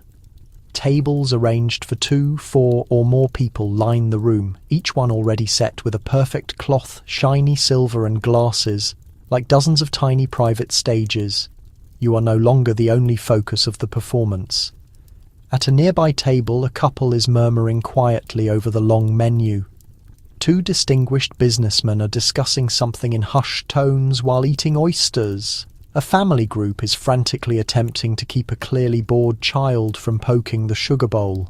The low murmur of general conversation blends into a constant background track, but you can feel it sharply dip and rise whenever anyone at a table near you does something that is immediately noticeable. The printed menus themselves entirely change the social dynamic. In private residences, you are simply served whatever the host had carefully planned, perhaps announced only by a small printed card. For very formal dinners in a large restaurant, you are immediately confronted with a long, complex list of choices, often printed in neat French phrases or proudly in formal English. You must not appear confused or overtly overwhelmed by the options. Asking the waiter to stop and explain every single dish on the list can instantly make you look unsophisticated and provincial. The risk of ordering something entirely unfamiliar under the pretense of sophistication presents its own unique challenge. Experts continue to debate whether the average middle-class diner genuinely experimented with exotic international cuisine, or generally gravitated toward well-known roast dishes given fancier labels. The service dynamic in these commercial venues is quicker, decidedly more transactional, yet still bound by formal custom. Wait staff, dressed in dark uniforms or suits, swiftly navigate the space between tables, carefully carrying platters and bottles. You are expected to address them with quiet politeness, never shouting commands. Snapping your fingers, raising your voice, or speaking to an employee as if they were a disobedient child instantly marks you as unrefined, regardless of the quality of your attire. A simple "waiter, if you please," along with a precise request, safeguards both your respect and theirs. You treat the entire exchange as a quick choreographed interaction where both parties understand their designated roles. You observe distinctions in who is permitted entry and the nature of their company. In more respectable dining halls and hotel restaurants, one finds families and mixed parties with women dressed neatly and men in formal evening wear. Some locations clearly cater primarily to men, especially later in the evening when cigar smoke thickens and conversations become more candid. Proper women are advised to only appear in such places when accompanied. Entering alone with your head held high would attract pointed looks, nasty remarks, and likely end up as a cruel entry in someone's journal. Then there are the clubs, the ultimate strongholds of male Victorian privilege. You imagine yourself entering one of the massive London gentlemen's clubs, dominated by dark leather furniture, wood-panelled walls, portraits and quiet floors. Membership is highly selective, functioning as a tightly restricted social inner circle. Here, the dining area is technically reserved, yet it operates as one of the most prominent arenas for male social display. You sit, dine, and converse while other members discreetly analyse you without ever acknowledging their scrutiny. Club menus may be less diverse than the most luxurious restaurants, but they still transmit important messages. Traditional roast dinners, hearty soups, and perfectly prepared sweets assure members that the establishment values constancy and substance. There is a quiet satisfaction in knowing that the mutton served on Tuesday will taste almost exactly like last Tuesday's. The service is familiar, almost like family, with long-tenured staff knowing the preferences of regular members. A curious detail in some clubs is the provision of spittoons, both large and small, used by members who chew tobacco or need to discard cigar ends. You must aim, spit, and somehow manage not to make the action repulsive, which is a considerable feat. Even in these male-only environments, standards of conduct apply. Overt bragging, obvious drunkenness, and aggressive arguments are met with disapproval, particularly in the dining areas. You're allowed to discuss politics and business more frankly than in mixed company, but your tone must remain controlled. Throwing silverware, pounding the table, or insulting staff could permanently damage your social standing. Among peers who value quiet self-possession in such settings, silence can wield more influence than dialogue. The individual who eats calmly and speaks rarely may command greater respect than the one who fills every empty moment. Women's clubs and tea rooms established their own distinct atmosphere. Though fewer in number and often less grand, they offered havens where women could meet, eat, and talk without needing male supervision. In these spaces, the menu tended toward lighter fare, pastries, and tea. Yet the social stakes remained high. The way you pour, stir, and sip, whether you remember to offer milk and sugar before serving, and how you manage the accompanying gossip, all indicate your place within this restricted society. These small, female-centered spaces subtly challenge the assumption that only men were entitled to a social life outside the family home. Public dining also exposes you to the habits of strangers, actions that can be either inspiring or shocking. You might watch one person handle fish with surprising grace and feel a twinge of jealousy. At the table beside you, another person might sop their plate clean with bread and laugh excessively at a joke in poor taste. You learn as much from observing these instances as you would from any formal etiquette guide. The city becomes an informal school. Every meal, a practical lesson in what to emulate and what to avoid.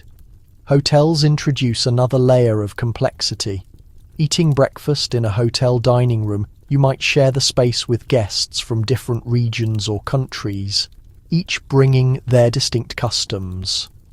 A visiting American might demand coffee in a direct, confident manner that causes older British patrons to tighten their lips.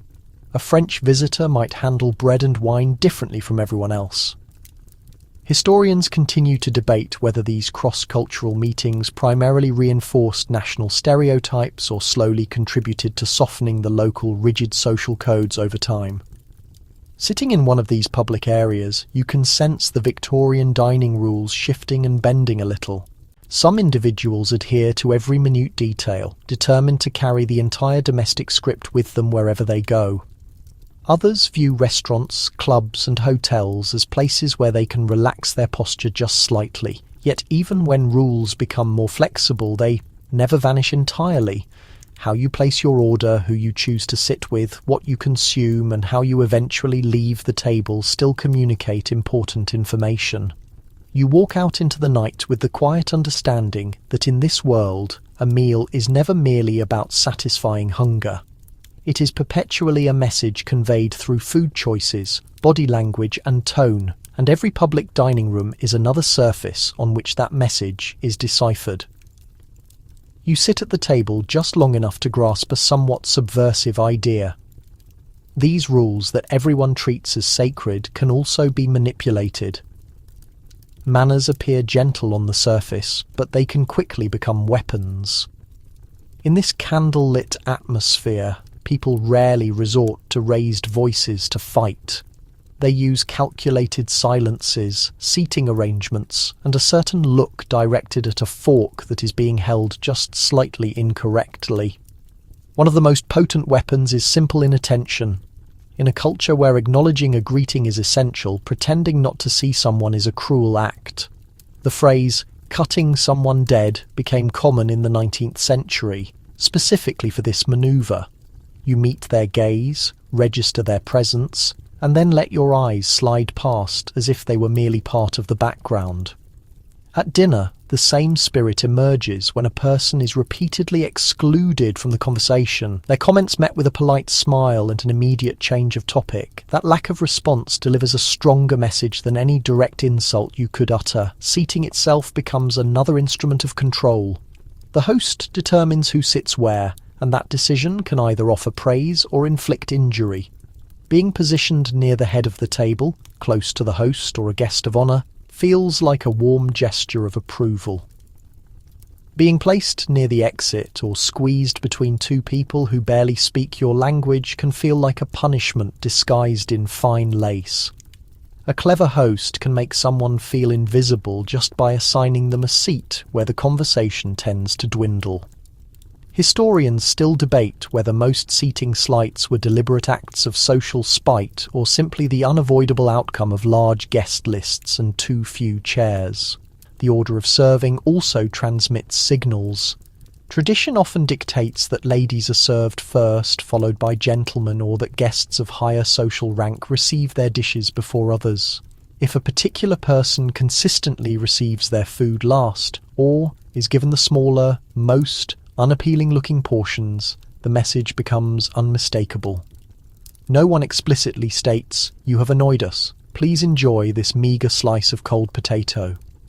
But the plate itself implies exactly that. A generous portion offered promptly can mend a strained relationship almost as quickly as a begrudging spoonful can damage it. Flirting uses these rules in gentler ways, long before the age of text messages and heart icons. Much romantic energy at dinner is channeled through shared looks and small courtesies, passing the salt to someone before they request it, leaning in just a fraction closer to catch a quiet comment, lingering a moment longer on a mild joke. All these signal interest while technically adhering to every rule. A man might wait just long enough to steady a chair or retrieve a dropped glove, transforming simple politeness into a minor demonstration of devotion. A woman might allow her fingers to briefly touch a glass at the same instant as his, a split second longer than necessary. It is like concealing secret messages inside a formal rule book. Of course, the same techniques can be used to deliberately shun someone, neglecting to stand when a lady rises, forgetting to open a door, or failing to offer a glass refill. Thus, each small omission becomes its own harsh verdict. No one has to yell, no one needs to. The recipient simply perceives the surrounding social temperature drop with their every move. It is like the air conditioning of society set to an icy blast. Satire orbits this world with a sharp, smiling cynicism. Humorous magazines, novels and cartoons dedicate substantial space to ridiculing an obsession with etiquette. Punch, the renowned British satirical publication, regularly prints jokes about people panicking over the proper fork or treating rule books like sacred texts. Popular novels create characters so completely governed by manners that they are blind to genuine human feeling. These stories feature guests who are more concerned with how someone eats a peach than with whether that person is fundamentally kind. The laughter is aimed at those who use etiquette as a weapon rather than a genuine social courtesy. Real-life rebels exist too. Artists, writers, and other unconventional types in cities like London and Paris sometimes host intentionally informal dinners. At these gatherings, elbows rest on tables, laughter is loud, and conversation dives into politics and scandal without reservation. Drinking may be less constrained, the food simpler.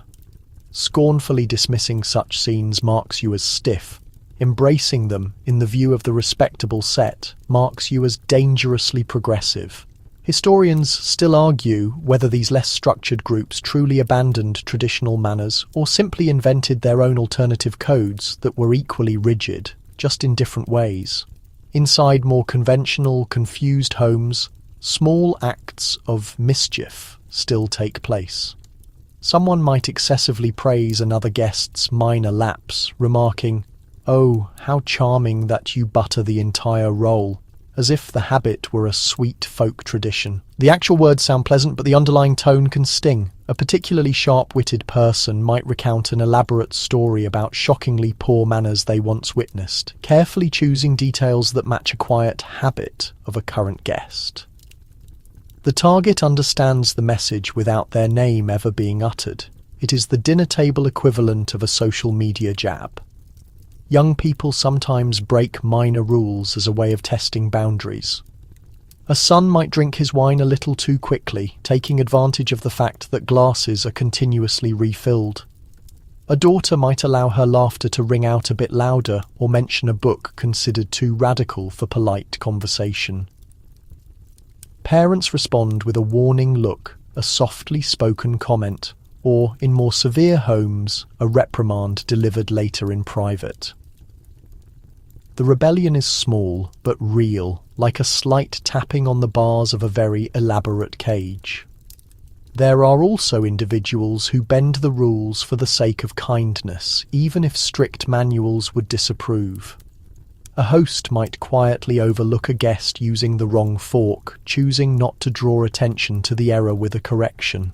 Someone might gently steer the conversation toward a shy person, giving them a chance to participate even if they are not skilled at small talk. A servant might discreetly refill the glass of a nervous newcomer, sensing they need something to hold. These gentle modifications might not appear neatly on a printed etiquette page, yet they prevent the evening from turning cruel. Sometimes rule breaking is purely practical. A cramped dining area in a modest home might not allow for every formal gesture.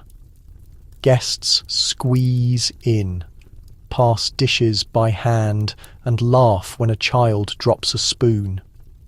Outsiders might complain about the lack of formality, but the people seated at the table feel genuine warmth. In those moments, using etiquette as a weapon would seem nonsensical.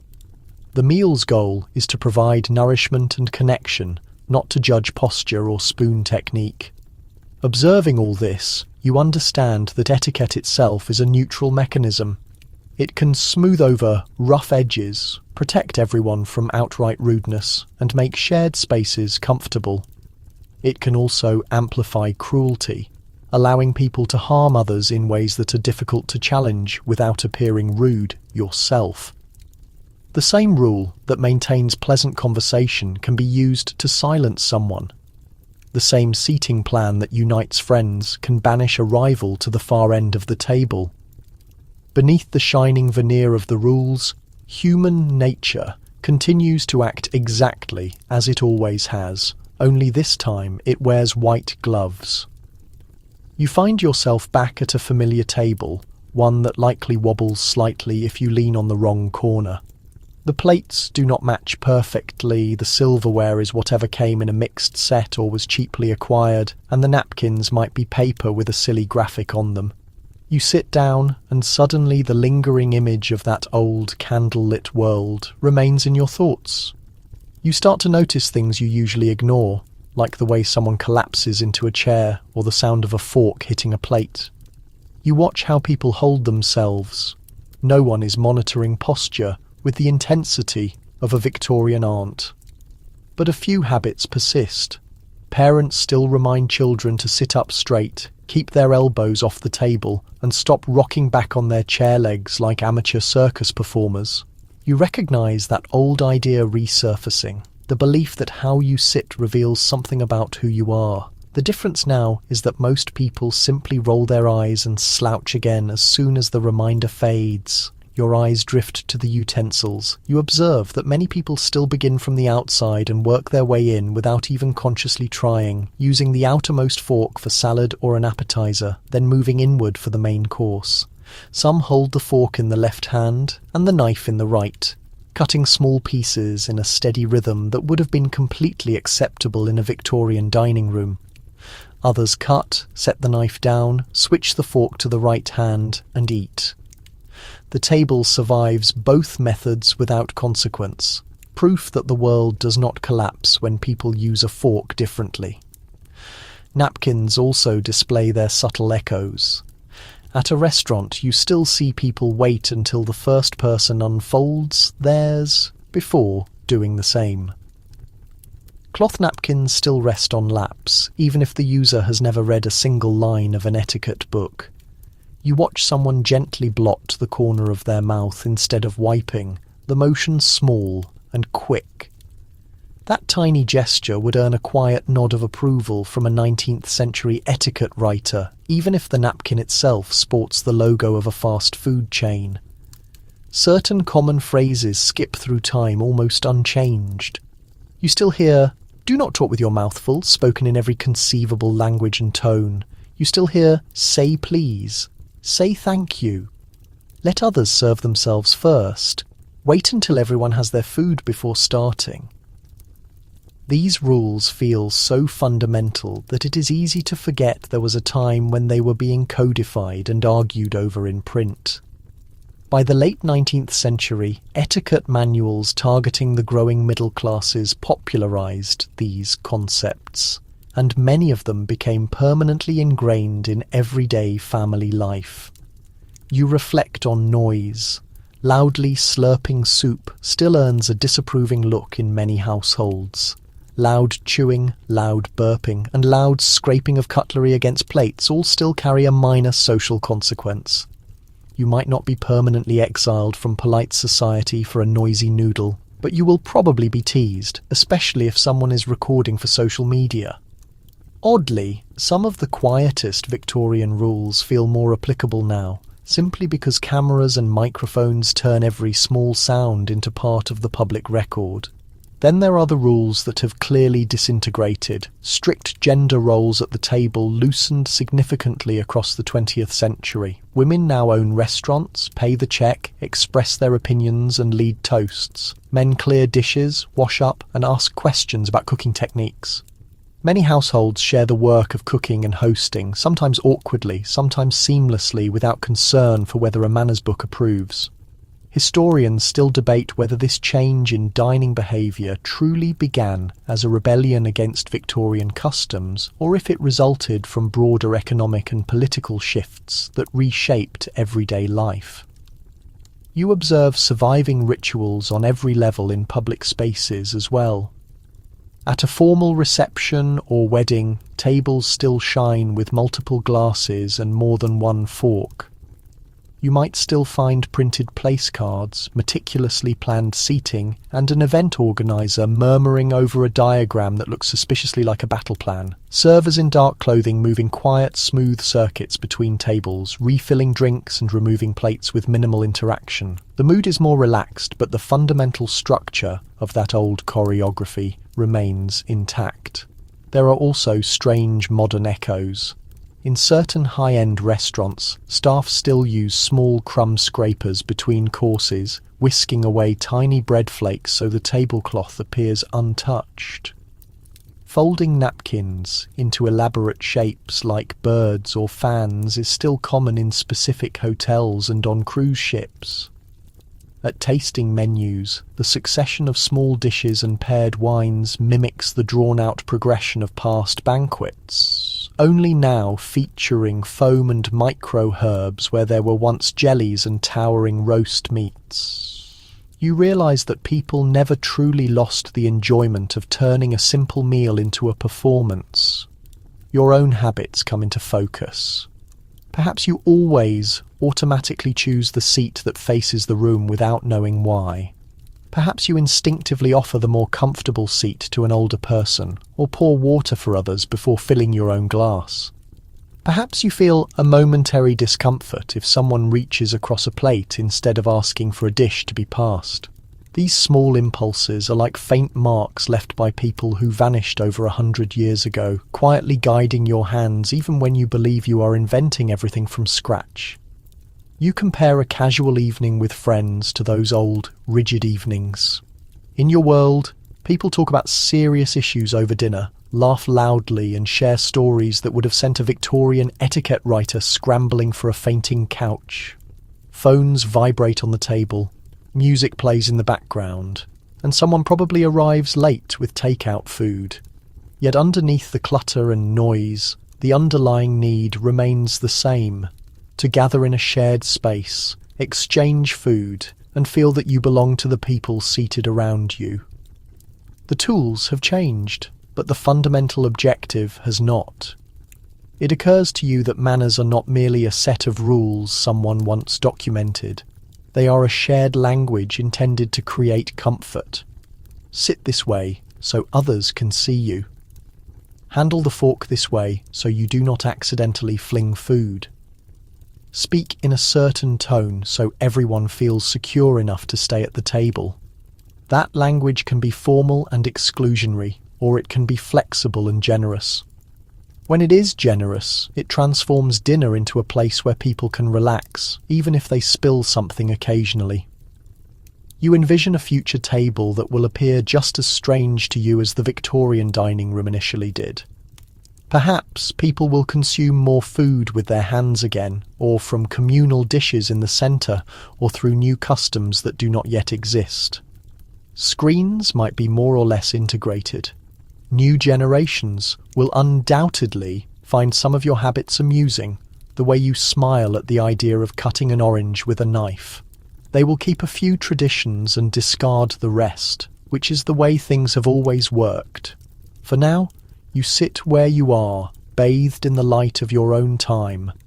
The plates may be simple, the rules much less strict, but the action is familiar. You reach for a glass, pass a dish, say please, say thank you.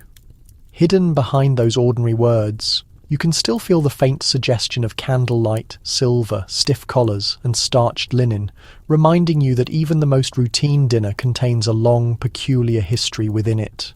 The room around you softens as you allow that long narrative to settle. You are no longer beneath brilliant chandeliers or observed by dark portraits in heavy frames. You are simply where you are, perhaps lying in bed, perhaps curled on a sofa, listening to the gentle, ambient noise that characterizes your night. A fan, street sounds outside, a neighbor's distant footsteps. Your shoulders relax slightly as you realize no one is evaluating your posture. Now you picture a simple table that is distinctly yours, the one you know best. Perhaps it is covered in mismatched mugs. Perhaps it is perfectly tidy. Perhaps it is somewhere in between. You see the people you hold dear, or imagine them if they are far away, laughing with their mouths full, talking over each other, saying the wrong thing and then the right thing, all without a single etiquette guide in sight. Even the small missteps feel harmless from this distance, like tiny ripples against a shore. The rigid Victorian rules begin to loosen in your mind, shifting from sharp edges into softer contours. The harsh clinking of silverware fades into a slow, steady rhythm. The polished silver loses its shine, turning a muted grey, then disappears entirely. What remains is very simple. You, a place to rest, something comforting to eat or drink, and the steady certainty that you are permitted to be imperfect. Your body is allowed to cough, sigh, breathe, and stretch without anyone gasping in shock. You let your breathing adapt to that calmer pace. Inhale, hold, exhale, as if you are pushing away one more unnecessary rule with each breath. You do not need to keep your back perfectly straight now. You do not need to remember which fork to use. You only need to lie there, feeling the weight of the day slide off you like an old heavy cloak. The magnificent Victorian dining room drifts farther and farther away, like a brightly lit ship sailing out to sea, its small rules shrinking to nothing against the dark, tranquil water. As your eyes grow heavy, you retain only what you value from that world. The feeling of care, of making a space feel important, of treating others gently at the table. The rest can fade. Your pillow molds to the shape of your head, your hands relax, your jaw unclenches.